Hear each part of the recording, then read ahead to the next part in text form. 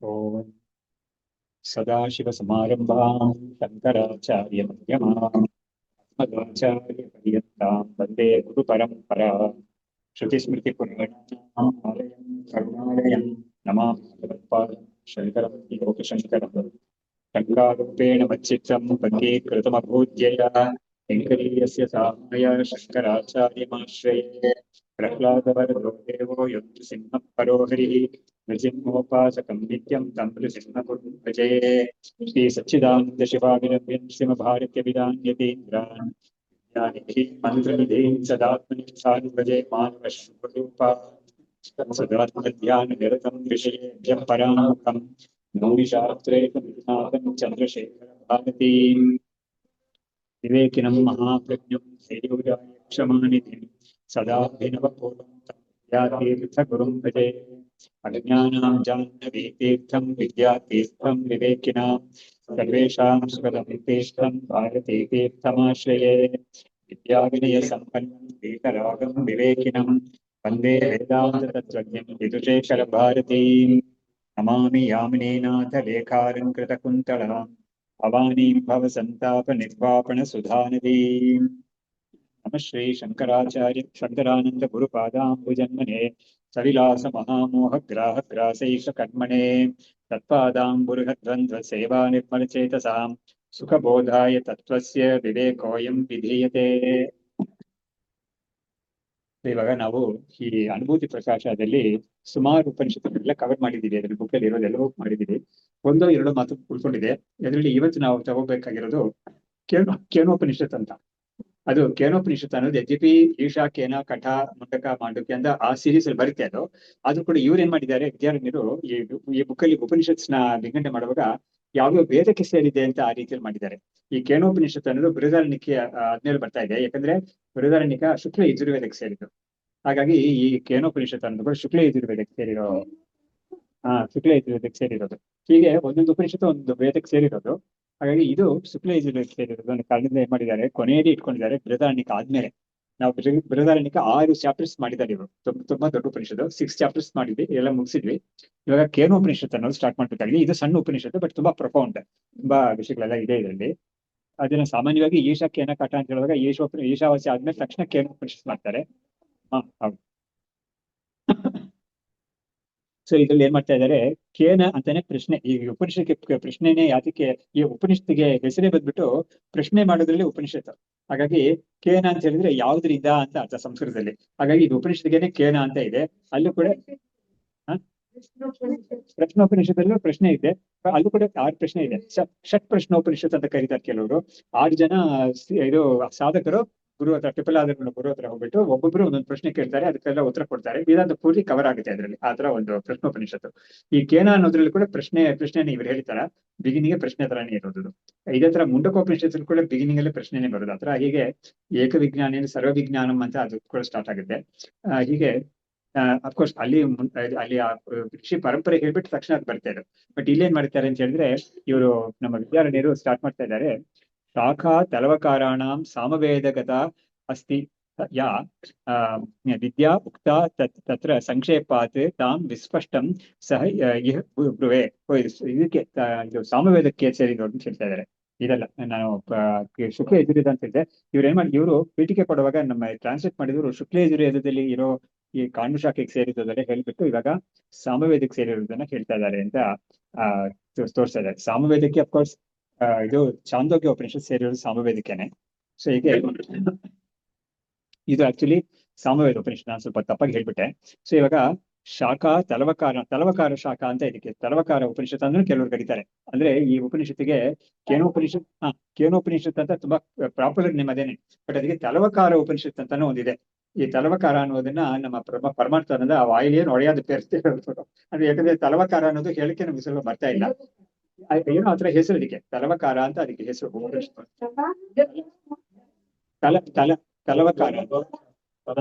ತಲವಕಾರ ಅಂತ. ಹೀಗಾಗಿ ಶಾಖಾ ತಲವಕಾರಾಣಾಂ ಸಾಮವೇದಗತ ಅಸ್ತಿ ಯಾ ವಿದ್ಯಾ ಉಕ್ತ ತತ್ರ ಸಂಕ್ಷೇಪಾತ್ ತಾಂ ವಿಸ್ಪಷ್ಟಂ ಇಹ ಬ್ರುವೆ. ಹಾಗಾಗಿ ಈ ತಲವಕಾರ ಉಪನಿಷತ್ತದ ಕೇನೋಪನಿಷತ್ತಲ್ಲಿ ಯಾವ ಒಂದು ವಿದ್ಯೆ ಹೇಳಿದಾರೋ ಅದನ್ನ ನಾನು ಸಂಕ್ಷೇಪವಾಗಿ ಹೇಳ್ತೀನಿ ಅಂತ ನಮ್ಮ ವಿದ್ಯಾರಣ್ಯರು ಶುರು ಮಾಡ್ತಾ ಇದ್ದಾರೆ. ತದ್ವಿದ್ಧಿ ಪ್ರಣಿಪಾತೇನ ಪರಿಪ್ರಶ್ನೇನ ಸೇವೆಯಾ ಇತಿ ಅರ್ಜುನಾಯ ಭಗವಾನ್ ಆಹ ಪ್ರಶ್ನಾಖ್ಯ ಸಾಧನಂ ಅಂತ. ಇವಾಗ ಆ ಇದರಲ್ಲಿ ಗೀತೆಯಲ್ಲಿ 4ನೇ ಅಧ್ಯಾಯದಲ್ಲಿ ಬರೋ ಒಂದು ಶ್ಲೋಕ ಇದೆ, ಫೇಮಸ್ ಆಗಿರೋದು. ತದ್ವಿದ್ಧಿ ಪ್ರಣಿಪಾತೇನ ಪರಿಪ್ರಶ್ನೇನ ಸೇವೆಯ ಉಪದೇಕ್ಷಂತಿ ತೇ ಜ್ಞಾನಂ ಜ್ಞಾನಿನಃ ತತ್ವದರ್ಶಿನಃ ಅಂತ. ಅಲ್ಲಿ ಕೃಷ್ಣ ಹೇಳ್ತಾ ಇರೋದು ಈ ಜ್ಞಾನವನ್ನ ಹೇಗೆ ಪಡಿಬೇಕು ಅಂತ ಅದಕ್ಕೊಂದು ಪ್ರೋಟೋಕಾಲ್ ಇದೆ. ಅದಕ್ಕೆ ಅದನ್ನ ಜ್ಞಾನಿಗಳ ಹತ್ರ ಹೋಗಿ ಅವ್ರಿಗೂ ಕೂಡ ಸುಮ್ಮನೆ ಹೋಗ್ಬಿಟ್ಟು ಅವರು ಕೇಳುತ್ತೆ ಕೆಳಗಿಲ್ಲ, ಅದಕ್ಕೊಂದು ಕೇಳಕ್ಕೆ ಒಂದು ಅವ್ರ ಹತ್ರ ಅಪ್ರೋಚ್ ಮಾಡಕ್ಕೆ ಒಂದು ಇದು ಯಾವ್ದ್ರಲ್ಲಿ ಮುಂಡಕದಲ್ಲಿ ಹೇಳಿದಾರಲ್ಲ ಏನೋ ಸಮಿತ್ ಪಾಣಿಹಿ ಇದು ಶ್ರೋತ್ರಿ ಬ್ರಹ್ಮನಿಷ್ಠಂ ಅಂತ ಹೇಳ್ತಾರಲ್ಲ ಆ ರೀತಿಯಲ್ಲಿ. ಬಟ್ ಇವರು ಸಮಿತ್ ಪಾಣಿ ಹೇಳಿಲ್ಲ ಗೀತೆಯಲ್ಲಿ. ಪ್ರಣಿಪಾತೇನೆ ನೋಡಿ 3 ವಿಷಯಗಳು ಹೇಳ್ತಾರೆ. ಪ್ರಣಿಪಾತನೆ ಅಂದ್ರೆ ನಮಸ್ಕಾರ ಮಾಡೋದು ಮೊದಲು, ಅಂದ್ರೆ ಅವರಿಗೆ ವಿನಯವಾಗಿ ನಡ್ಕೊಳ್ಳೋದು ಅಂತ ಒಂದು. ಪರಿಪ್ರಶ್ನೆಯನ್ನ ಪ್ರಶ್ನೆ ಕೇಳಬೇಕು, ಪ್ರಶ್ನೆ ಕೇಳಿ ಉತ್ತರ ತಿಳ್ಕೊಬೇಕು, ನಾವು ಕೇಳ್ಬೇಕು. ಕೇಳಿದ್ರಿಂದ ಏನಾಗುತ್ತೆ, ಇವನಿಗೆ ಜಿಜ್ಞಾಸೆ ಇದೆ ಅಂತ ಅವ್ರಿಗೆ ಗೊತ್ತಾಗುತ್ತೆ. ಸುಮ್ನೆ ಹೋಗಿ ನಿಂತ್ರೆ ಅವ್ರಿಗೆ ಸರಿ ಇವನೇನು ನಿಜವಾಗ್ಲೂ ಜಿಜ್ಞಾಸೆ ಇದೆಯಾ ಅಂತ ಒಂದು ಡೌಟ್ ಬರುತ್ತೆ. ಹಾಗಾಗಿ ಕೇಳ್ಬೇಕು ಇವನು ಅಂತ, ಪ್ರಶ್ನೆ ಕೇಳ್ಬೇಕು. ಅದಕ್ಕೆ ಕೂಡ ಈ ಕೆಲವು ನಿಯಮಗಳೆಲ್ಲ ಇದೆ. ಪ್ರಶ್ನೆ ಖಾಲಿ ಪ್ರತೀಕ್ಷಾ ಅಂತೆಲ್ಲ ಕೂಡ ಇದೆ. ಯಾವ್ಯಾವ್ದೋ ಸಮಯದಲ್ಲಿ ಅವ್ರನ್ನ ಕೇಳೋದು ಅಂತ ಕೂಡ ಇಲ್ಲ. ಅವ್ರು ಏನೋ ಒಂದು ಸಮಯದಲ್ಲಿ ಅವಸರವಾಗಿದ್ರೆ ಅವಾಗ ಕೇಳಬಾರ್ದು. ಆ ಸಮಯದಲ್ಲಿ ಅವರು ಮೂಡ್ ನೋಡ್ಕೊಂಡು ಇವ್ರು ಕೇಳ್ಬೇಕು ಅಂತೆಲ್ಲ ಕೂಡ ನಿಯಮ ಇದೆ. ಅದು ನಮ್ ಗುರುಗಳು ಹೇಳ್ತಾ ಇದ್ರು, ಅವ್ರು ತಂಬಿಗೆ ತಗೊಂಡು ಹೋಗ್ತಾ ಇದಾರೆ ಅಂದ್ರೆ ಆ ಸಮಯದಲ್ಲಿ ಕೇಳ್ಬಾರ್ದು, ಪ್ರಶ್ನೆ ಎಲ್ಲ ಕೇಳ್ಬಾರ್ದು ಇಲ್ಲ. ಸರಿಯಾದ ಸಮಯ ಕೇಳ್ಕೊಡಿ. ಯಾಕಂದ್ರೆ ಮೂಡ್ಸ್ ಅಂತ ಇರುತ್ತಲ್ಲ, especially if is a family man, ಇವರು ಗುರುಕುಲ ಇದ್ರೆ ಅವ್ರಿಗೆ ಏನೋ ಚಿಂತೆ ಏನಾದ್ರು ಬಂದಿದ್ರೆ ಆ ಸಮಯದಲ್ಲಿ ಅವ್ನು ಕೇಳ್ಬಾರ್ದು. ಹಾಗಾಗಿ ಅವ್ರ ಪ್ರಶ್ನೆ ಅವ್ರು ನೋಡ್ಕೊಂಡು ಕೇಳ್ಬೇಕು ಅಂತೆಲ್ಲ ಇದೆ. ಸೊ ತದ್ವಿಧಿ ಪರಿಪ್ರಶ್ನೆಯನ್ನ ಸೇವೆಯಾ ಅಂತ ಇನ್ನೊಂದು ಕೂಡ ಕೊಟ್ಟಿದ್ದಾರೆ. ಸೇವೆಯಾ ಅಂತ ಹೇಳಿದ್ರೆ ಅವರಿಗೆ ಸರ್ವಿಸ್ ಮಾಡ್ಬೇಕು ಅಂತ ಕೂಡ ಇದೆ. ಸೊ ಹಾಗಾಗಿ ಇದು 3 ಇಟ್ಕೊಂಡು ನೀನು ಈ ಬ್ರಹ್ಮವಿದ್ಯೆಯನ್ನ ನೀನು ಇದು ಅಪ್ರೋಚ್ ಮಾಡಿದ್ರೆ ಅದು ನಿನಗೆ ಅವ್ರು ಕೊಡ್ತಾರೆ ನಿನಗೆ ಅಂತ ಗೀತೆಯಲ್ಲಿ ಬಂದಿರೋದು. ಹಾಗಾಗಿ ಇವ್ರೇಂತಾರೆ ಪರಿಪ್ರಶ್ನೆ ಅಂತ ಹೇಳಿರುವಾಗ ಆ ಪ್ರಶ್ನೆ ಮಾಡೋದು ಅಂತ ಒಂದು ಮೀನ್ಸ್ ಇದೆಯಲ್ಲ, ಅದನ್ನ ಇಲ್ಲಿ ಹೈಲೈಟ್ ಮಾಡ್ತಾ ಇದೆ ಈ ಉಪನಿಷತ್ ಅಂತ ಹೇಳ್ಬಿಟ್ಟು ಇವರು ಈ ಶ್ಲೋಕವನ್ನ ಮೊದಲು ಹೇಳ್ತಾ ಇದ್ದಾರೆ. ನ ಅಸ್ಪೃಷ್ಟ ಇದಕ್ಕೆ ಇನ್ನೊಂದು ಕೂಡ ಒಂದಿದ್ನ ಅಪೃಷ್ಟ ಕಶ್ಚಿತ್ ಬ್ರೂಯಾತ್ ನಚ ಅನ್ಯಾಯೇನ ಪೃಷ್ಠತಃ ಜಾನನ್ನ ಪಿತು ಮೇಧಾವಿ ಜಡಬಲಿ ಲೋಕಮಾಚರೇತ್ ಅಂತ ಒಂದು ಫೇಮಸ್ ಶ್ಲೋಕ ಇದೆ. ಅದು ಎಲ್ಲಿ ಬಂದಿದೆ ನೆನಪಿಲ್ಲ. ಅದೇ ಇದು ಒಂದು ಇರೋ ಶ್ಲೋಕನೇ. ಅದನ್ನು ಕೂಡ ಇವರು ಇಲ್ಲಿ ಸೇರಿಸಿದ್ದಾರೆ. ಏನರ್ಥ ಅಂತ ಹೇಳಿದ್ರೆ, ಯಾತಿಗೆ ಪ್ರಶ್ನೆ ಕೇಳಿ ನೀನು ಇದನ್ನ ಪಡ್ಕೋಬೇಕು ಅಂದ್ರೆ ಯಾಕೆ ಅದು ನೀವು ಯಾವ ತರ ಹೇಳ್ತಿದ್ದ ಅಂತ ಹೇಳಿದ್ರೆ, ಅದಕ್ಕೆ ಒಂದು ನಿಯಮ ಇದೆ. ಯಾರಿಗೆ ನಿಯಮ ಅಂತ ಹೇಳಿದ್ರೆ, ಅವ್ರಿಗೆ ಯಾರು ಗುರುವಾಗಿದ್ದಾರೋ ಅವ್ರಿಗೊಂದು ನಿಯಮ ಇದೆ. ವಿಷಯ ತಿಳ್ಕೊಂಡಿರೋರು ಅವರು ಇದ್ರು ಕೂಡ ಅವರು ಸುಮ್ನೆ ಎಲ್ಲರನ್ನು ಕರೆದು ನಾನು ನಿನ್ ಹೇಳ್ತೀನಿ ಅಂತ ಆತರ ಮಾಡಂಗಿಲ್ಲ. ಅವರು ಯಾರಾದ್ರೂ ಕೇಳಿದ್ರೆ ಹೇಳ್ಬೇಕು. ಯಾಕಂದ್ರೆ ಕೇಳ್ತೇನೆ ಸುಮ್ನೆ ಇವ್ರು ಹೋಗಿ ಹೇಳ್ತಾ ಇದ್ದಾರೆ, ಅದಕ್ಕೆ ವ್ಯಾಲ್ಯೂ ಹೊರಟೋಗುತ್ತೆ. ಅದಕ್ಕೆ ನಿಜವಾಗ್ಲೂ ಯಾರಿಗೆ ಅದಕ್ಕೆ ಜಿಜ್ಞಾಸೆ ಇದೆಯೋ ಅವ್ರು ಬಂದು ಕೇಳಿದಾಗ ಕೊಡ್ಬೇಕು ಅಂತ ಅದಕ್ಕೆ ಇರ್ತಾರೆ. ಅಪೃಷ್ಟ ಕಸ್ಯಚಿತ್ ಬ್ರೂಯಾತ್, ಪ್ರಶ್ನೆ ಕೇಳ್ದೇನೆ ಯಾರಿಗೂ ಕೂಡ ಇದನ್ನ ಹೇಳ್ಬಾರ್ದು, ಯಾರು ಗುರು ಹೇಳ್ಬಾರ್ದು ಇದನ್ನ. ನಚ ಅನ್ಯಾಯೇನ ಪೃಷ್ಠತ, ಅಲ್ಲೂ ಕೂಡ ಅಷ್ಟೇನೆ. ಅನ್ಯಾಯೇನ ಪೃಷ್ಠತ ಅಂತ ಹೇಳಿದ್ರೆ ಕೆಲವರು ಆ ಗುರುವಿಗೆ ವಿಷಯ ತಿಳಿದಿದೆಯೋ ಇಲ್ವೋ ಅಂತ ಪರೀಕ್ಷೆ ಮಾಡಕ್ಕೆ ಕೇಳ್ತಾರೆ. ಇವ್ರಿಗೆ ಯಾವ ತರ ಒಂದು ಲೆವೆಲ್ ಆಫ್ ನಾಲೆಜ್ ಇದೆ ಅಂತ ಕೇಳಕ್ ಮಾಡ್ತಾರೆ. ಅದು ಬೇರೆ ಏನಾದ್ರು ಒಂದು ಆರ್ಗ್ಯುಮೆಂಟ್ಗೆ ಅನ್ಸೋದಕ್ಕೆಲ್ಲ ಮಾಡ್ತಾರೆ. ಅವಾಗ ಅವ್ರು ಸೂಕ್ಷ್ಮ ತಿಳ್ಕೊಂಡು ಅವರು ಅನ್ಯಾಯೇನ, ಅದೇ ನ್ಯಾಯವಾಗಿ ಕೇಳ್ತಾ ಇದ್ದಾರಾ, ನಿಜವಾಗ್ಲೂ ಅವ್ರಿಗೆ ಜಿಜ್ಞಾಸೆ ಇದೆಯಾ ಅಂತ ಅದೆಲ್ಲ ತಿಳ್ಕೊಂಡು ಅವ್ರಿಗೆ ಹೇಳ್ಬೇಕು ಅಂತ ಕೂಡ ಅವ್ರಿಗೆ ನಿಯಮ ಇದೆ. ಸೊ ಇವನಿಗೆ ಹೇಗೆ ಪ್ರಶ್ನೆ ಮಾಡಿ ಪಡ್ಕೋಬೇಕು ಅಂತಿದೆಯೋ ಅವ್ರಿಗೂ ಕೂಡ ಪ್ರಶ್ನೆ ಕೇಳ್ದೇನೆ ಯಾರಿಗೂ ಕೊಡ್ಬೇಡ ಇದನ್ನ. ಅದಕ್ಕೆ ಪ್ರಶ್ನೆ ಕೇಳುವಾಗ ಕೂಡ ಅವರು ಯಾವ ಇಂಟೆನ್ಷನ್ ಇಟ್ಕೊಂಡು ಕೇಳ್ತಾ ಇದ್ದಾರೆ ಅದೆಲ್ಲ ತಿಳ್ಕೊಂಡು ನೀನು ಅವ್ರಿಗೆ ವಿದ್ಯೆಯನ್ನು ಕೊಡ್ಬೇಕು ಅಂತ ನಿಯಮ ಅವ್ರಿಗಿದೆ. ಅದಕ್ಕೆ ಹೇಳ್ತಾ ಇದ್ದಾರೆ, ಜಾನನ್ನಪಿತು ಮೇಧಾವಿ ಜಡದಲ್ಲಿ ಲೋಕಮಾಚರೇತ್ ಅಂತ. ಒಂದು ಆ ಜ್ಞಾನಿಯಾಗಿರೋನು ವಿಷಯ ತಿಳಿಸಿದ್ರು ಕೂಡ ಅವನು ಯಾರು ಕೇಳ್ದೆ ಹೋದ್ರೆ ಅವನು ಸಾಮಾನ್ಯ ಜಡನಾಗಿ ಅವನ ಲೋಕದಲ್ಲಿ, ಜಡ ಅಂದ್ರೆ ಏನು, ಲೈಕ್ ಇಡಿಯಟ್ ಅಂತ ಬೇಕಾದ್ರೆ ಹೇಳ್ಬೋದು ಅದನ್ನ. ಸೊ ಹಾಗಾಗಿ ಒಂದು ಮಂಕ್ ತರ ಅವನು ಲೋಕದಲ್ಲಿ ಓಡಾಡ್ಲಿ ಅವನು. ಯಾಕಂದ್ರೆ ಇವನಿಗೆ ಜ್ಞಾನ ಇದೆ ಅಂತ ಕೂಡ ತೋರಿಸ್ಕೋಬಾರ್ದು ಅಂತ ಇದೆ. ಅದು ಕೂಡ ಇದೆ, ನನಗೆ ಜ್ಞಾನ ಇದೆ ಅಂತ ಕೂಡ ಅವನು ಯಾವುದೇ ರೀತಿಯಲ್ಲಿ should not even indicate to the society ಅಂತ ಕೂಡ ಇದೆ. ಹಾಗಾಗಿ ಅಂತದ್ದೆಲ್ಲ ನಿಯಮ ಹೇಳಿದ್ರೆ ಇವರು ಆತರ ಇರ್ತಾರೆ ಅಂತ. ಇತಿ ಶಾಸ್ತ್ರಂ ಅಪೇಕ್ಷ್ಯ ಅತ್ರ ಕಶ್ಚಿತ್ ಶಿಷ್ಯ ಗುಣಾನ್ವಿತಃ ಉಪಸದ್ಯ ಗುರುಂ ಸಮ್ಯಕ್ ಅಪ್ರಾಕ್ಷೀತ್ ಆತ್ಮಬೋಧಯೇ. ಇಂಥ ಒಂದು ಶಾಸ್ತ್ರವನ್ನ ನೋಡ್ಕೊಂಡು ಅದ್ರ ಪ್ರಕಾರ ಒಬ್ಬ ಶಿಷ್ಯ ಅಂದ್ರೆ ಗುಣಾನ್ವಿತ, ಸರಿಯಾಗಿರೋ ಒಂದು ಗುಣಗಳೆಲ್ಲ ಇರೋ ಶಿಷ್ಯ, ಉಪಸದ್ಯ ಗುರುಂ ಸಮ್ಯಕ್, ಗುರುವನ್ನ ಸರಿಯಾದ ರೀತಿಯಲ್ಲಿ ಅವ್ರನ್ನ ಬಳಿಸಾರಿ ಅಪ್ರಾಕ್ಷೀತ್ ಆತ್ಮಬುದ್ಧಯೇ, ಅವನ್ನ ಕೇಳ್ತಾನೆ. ಆತ್ಮಬುದ್ಧಿ ಅಂದ್ರೇನು, ಆತ್ಮಸ್ವರೂಪವನ್ನ ತಿಳ್ಕೊಳಕ್ಕಾಗಿ ಅವನು ಈ ತರ ಮಾಡ್ತಾನೆ ಅಂತ ಹೇಳಿದ್ರು. ಈ ಶಿಷ್ಯ ಗುಣಾನ್ವಿತ ಅಂತ ಹೇಳುವ ಕೂಡ ಈ ಮುಂಡಕೋಪನಿಷತ್ತಲ್ಲಿ ಅದೇ ಇದೆಯಲ್ಲ, ಏನು ಪರೀಕ್ಷೆ ಲೋಕಾನ್ ಕರ್ಮಚಿತಾನ್ ಅಂತ ಬಂದ್ಬಿಟ್ಟು ಬ್ರಾಹ್ಮಣೋ ನಿರ್ವೇದ್ಮಾಯಾತ್ ನಾಸ್ತಿ ಕೃತಕೃತೇನ ತದ್ವಿಜ್ಞಾನಾರ್ಥಂ ಸ ಗುರುಮೇವಾಭಿಗಚ್ಚೇತ್ ಸಮಿತ್ ಪಾಣಿಗೆ ಶ್ರೋತ್ರಿಯಂ ಬ್ರಹ್ಮನಿಷ್ಠ ಬಂದ್ಬಿಟ್ಟು ಇವನ್ ಹೇಗೆ ಹೋಗ್ಬೇಕು ಅಂತ ಇದೆ. ಅದಕ್ಕೆ ಅವ್ರು ಹೇಗ್ ಮಾಡ್ತಾರೆ ಅಂತ ಹೇಳಿದ್ರೆ ಅದಕ್ಕೂ ಕೊಡಿದ್ದಾರೆ. ಉಪಸನ್ನಾಯ ಸಮ್ಯಕ್ ಪ್ರಶಾಂತ ಚಿತ್ತಾಯ ಶ್ರಮಾನ್ವಿತಾಯ ಅಂತ ಹೇಳ್ಬಿಟ್ಟು ಅಂತ ಒಬ್ಬನಿಗೆ ಇವರು ಪ್ರೋವಾಚತಾಂ ತತ್ವತ್ವ ಬ್ರಹ್ಮವಿದ್ಯಾಂ ಅಂತ ಇವನಿಗೆ ಅವ್ರಿಗೆ ಹೇಳ್ಬೇಕು ಅಂತ ಕೊಟ್ಟಿದ್ದಾರೆ. ಇಂಥ ಒಬ್ಬ ಶಿಷ್ಯ ಸರಿಯಾದ ರೀತಿಯಲ್ಲಿ ಒಂದು ಬೆಳೆಸಲಿಲ್ಲ ಅಂತ ಹೇಳಿದ್ರೆ you should not refuse it ಅಂತ ಹೇಳಿದ್ದಾರೆ. ಅದಕ್ಕೆ ಗುರುಗಳು ಭಗವತ್ಪಾದರಲ್ಲಿ ಬರೆಯುವಾಗ ಹೇಳ್ತಾರೆ, ಈ ತರ ಒಂದು ಗುರುಗೆ ಕೂಡ ಒಂದು ನಿಯಮ ಹಾಕ್ತಾ ಇದೆ ಶಾಸ್ತ್ರ ಅಂತ. ಈ ಗುರು ಅನ್ನೋರು ಯಾತಕ್ಕೆ ಅವರು ಗುರು ಭಗವತ್ಪಾದರ ಹತ್ರ ಹೇಳ್ತಾರೆ ಅಂದ್ರೆ, ಆ ಗುರುವಾಗಿರೋನು ಜ್ಞಾನಿಯಾಗಿದ್ದಾನೆ, ಆತ್ಮಜ್ಞಾನಿಯಾಗಿದ್ದಾನೆ, ಅವನಿಗೆ ಕೂಡ ಒಂದು ನಿಯಮ ಹೇಳ್ತಾ ಇದ್ದಾರೆ. ಅಂದ್ರೆ ಜ್ಞಾನಿ is free from or apart from or he is above rules and don'ts ಅಂತ ಶಾಸ್ತ್ರದಲ್ಲಿ ಇರೋದು. ಜ್ಞಾನಿಗೆ ವಿಧಿ ನಿಷೇಧಗಳಿಲ್ಲ ಅಂತ. ಬಟ್ ಹಾಗಿದ್ರು ಕೂಡ ಇಂಥ ಒಂದು ವಿಷಯದಲ್ಲಿ ಜ್ಞಾನಿಗೆ ಯಾರಾದ್ರೂ ಈ ತರ ಒಂದು ಸರಿಯಾದ ಒಂದು ರೀತಿಯಲ್ಲಿ ಒಂದು ಜ್ಞಾನವನ್ನು ಪಡ್ಕೋಬೇಕು ಅಂತ ಬಂದ್ರೆ you should not refuse that knowledge ಅಂತ ಹೇಳ್ಬಿಟ್ಟು ಶುಡ್ ನಾಟ್ ಅನ್ನೋದಕ್ಕೆ ಅಲ್ಲಿ ಪ್ರೋವಾಚತಾಂ ಅಂತ ಅವನಿಗೆ ಕೊಟ್ಟಿದ್ದಾರೆ. ತಾಮ್ ಬ್ರಹ್ಮವಿದ್ಯಾಂ ಅಂತ. ಸೊ ಮೋಕ್ಷವನ್ನು ಕೊಡೋ ಈ ಬ್ರಹ್ಮವಿದ್ಯೆಯನ್ನು ಅವನು ಕೊಡ್ಬೇಕು ಅವನು ಅಂತ ಕೂಡ ಆ ಉಪನಿಷತ್ತಲ್ಲಿ ಹೇಳುತ್ತೆ. ಹಾಗಾಗಿ ಗುಣಾನ್ವಿತಾಯ ಅಲ್ಲಿ ಅದೇ ಬರುತ್ತೆ, ಸಮಾನ್ವಿತಾಯ ಅಂತ ಪ್ರಶಾಂತ ಚಿತ್ತಾಯ ಸಮಾನ್ವಿತಾಯ ಅಂತ, ಶ್ರಮಗಳ ಕೂಡಿರೋನು, ಪ್ರಶಾಂತ ಮನಸ್ಸಿರೋನು ಅಂತ ಅವ್ನು ಬಂದು ನಿನ್ನ ಹತ್ರ ಒಂದು ವಿದ್ಯೆಯನ್ನ ಪಡ್ಕೊಳಕ್ಕೆ ಒಬ್ಬ ಬಂದ ಅಂದ್ರೆ ಅವನಿಗೆ ನೀನು ಕೊಡದೇ ಇರಬಾರ್ದು, ಕೊಡ್ಬೇಕು ನೀನು ಆ ವಿದ್ಯೆಯನ್ನ ಅಂತ ಒಂದು ನಿಯಮ ಮಾಡಿದ್ದಾರೆ. ಇವಾಗ ಪ್ರಶ್ನೆ ಏನು ಅಂತ ಹೇಳ್ತಾ ಇದ್ದಾರೆ. ಮನಃ ಪ್ರಾಣವು ಶ್ರೋತ್ರ ಚಕ್ಷು ವಾಚಶ್ಚ ಚಕ್ಷು ವಾಚಃ ಚ ವಪುಷಿ ಸ್ಥಿತಾಃ ಪ್ರವರ್ತಂತೆ ಸ್ವಸ್ವಕಾರ್ಯೇ ವಿದ್ಯತೆ ಪ್ರೇರಕೋ ನವ ಅಂತ. ಮನಃ ಅಂತ ಹೇಳಿದ್ರೆ ನಮ್ಮ ಎಲ್ಲರಿಗೂ ತಿಳಿದಿರೋ ಒಂದು ಮನಸ್ಸು ಅಂತ ನಮ್ಗೆ ಇದೆಯಲ್ಲ ಇನ್ಸ್ಟ್ರೂಮೆಂಟ್. ಅದು ಪ್ರಾಣವು ಅಂತ ಹೇಳಿದ್ರೆ ಉಚ್ಛ್ವಾಸ ನಿಶ್ವಾಸ ಅಂತ ಹೇಳೋರು ಎರಡು ಪ್ರಾಣಗಳು, ಬ್ರೀತಿಂಗ್ ಅಂಡ್ ಬ್ರೀತ್ ಔಟ್ ಅಂತ ಹೇಳ್ತೀವಲ್ಲ ಅದು. ಆಮೇಲೆ ಶ್ರೋತ್ರ ಅಂದ್ರೆ ಕಿವಿ ಅನ್ನೋದು, ಚಕ್ಷು ಅಂದ್ರೆ ಕಣ್ಣು, ವಾಚಃ ಅಂದ್ರೆ ವಾಗೇಂದ್ರಿಯ ಅನ್ನೋದು. ಆಮೇಲೆ ಇದೆಲ್ಲ ಕೂಡ ನಮ್ಮ ಬಾಡಿಲಿದೆ. ನಮ್ಗೆ ಯಾಕಂದ್ರೆ ಕಣ್ಣಿಗೆ ನೋಡಿದಾಗಲೇ ಒಬ್ಬನಿಗೆ ಕಾಣಿಸುತ್ತೆ.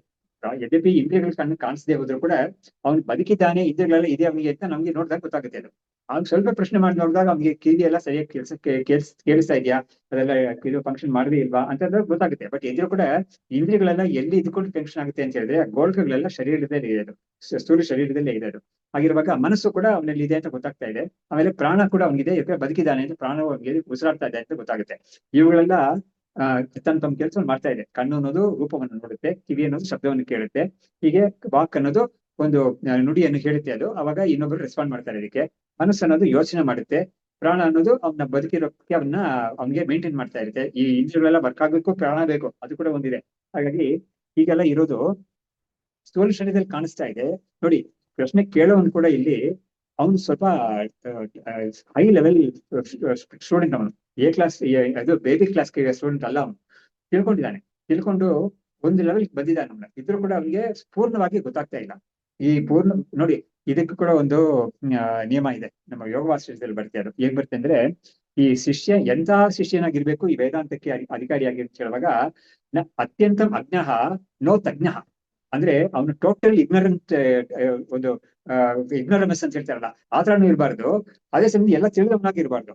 ಟೋಟಲ್ ಇಗ್ನೋರಮೆನ್ಸ್ ಅಂತ ಹೇಳಿದ್ರೆ ಏನಾಯ್ತು, ಇದು ಅವನಿಗೆ ಇಂಥ ಒಂದು ಕ್ಲಾಸಲ್ಲಿ ಕೂತ್ಕೊಂಡು ಪ್ರಯೋಜನ ಆಗಲ್ಲ. ಯಾಕಂದ್ರೆ ಒಂದು ಯಾವುದೇ ಒಂದು ಕ್ಲಾಸ್ ಆಗ್ಲಿ ಪರವಾಗಿಲ್ಲ, ಅಲ್ಲಿ ಅವ್ರು ಮಾತಾಡೋ ಭಾಷೆ, ಅದಕ್ಕೊಂದು ಪರಿಭಾಷೆ ಎಲ್ಲ ಇರುತ್ತಲ್ಲ, ಅದು ಸ್ವಲ್ಪ ಅವನಿಗೆ ತಿಳ್ಕೊಂಡ್ರೇನೆ ಅವ್ರು ಏನ್ ಮಾತಾಡ್ತಾರೆ ಅಂತ ಇವನಿಗೆ ಸ್ವಲ್ಪ ತಲೆಗೆ ಹೋಗುತ್ತೆ. ಅದು ಇಲ್ಲಿ ಹೋದ್ರೆ ಅವ್ನು ಇಲ್ಲಿ ಬಂದ್ ಪ್ರಯೋಜನನೇ ಇಲ್ಲ. ಅವ್ನು ಬೇರೆ ಎಲ್ಲೋ ಹೋಗ್ಬೇಕು, ಮೊದಲು ಅದೆಲ್ಲ ಮುಗಿಸ್ಕೊಂಡು ಬರ್ಬೇಕು. ಅದಕ್ಕಾಗಿ ನಮ್ಮ ವೇದಾಂತ ಶಾಸ್ತ್ರದ ಏನ್ ಮಾಡ್ತಾರೆ, ಇದು ಸಾಂಪ್ರದಾಯಿಕವಾಗಿ ವೇದಾಂತವನ್ನು ಕೇಳ್ಕೊಳಕ್ ಮುಂಚೆ ಇವನಿಗೆ ನೀನು ನ್ಯಾಯದಲ್ಲಿ ಏನೋ ಒಂದು ಗ್ರಂಥ ಓದಿದ್ಯಾ, ಸ್ವಲ್ಪ ಇದು ವ್ಯಾಕರಣ ಸ್ವಲ್ಪ ಮಾಡ್ಕೊಂಡಿದ್ಯಾ, ಮೀಮಾಂಸ ಅಷ್ಟು ಹೇಳಿದ್ರು ಕೂಡ ಇದೆಲ್ಲ ಮಾಡ್ಕೊಂಡು ಬಂದ್ರೆ ಅವ್ನಿಗೆ ಪ್ರಯೋಜನವಾಗಿರುತ್ತೆ.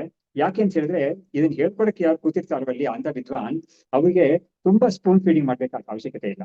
ಹಾಗಾಗಿ ಅವ್ರ ಶ್ರಮ ಕಡಿಮೆ ಆಗುತ್ತೆ. ಅದು ಇವನು ಎಷ್ಟೆಷ್ಟು ಪ್ರಿಪೇರ್ ಮಾಡ್ಕೊಂಡಿದ್ದಾನೋ ಅಷ್ಟಕ್ಕಷ್ಟು ಅವ್ರ ಶ್ರಮ ಕಡಿಮೆ ಆಗುತ್ತೆ. ಅದು ಹಾಗಾಗಿ ಅವ್ರು ಸ್ವಲ್ಪ ಹೇಳಿದ್ರು ಕೂಡ ಸಾಕು, ಇವನಿಗೆ ಎಚ್ಚರ ಬರ್ತದೆ.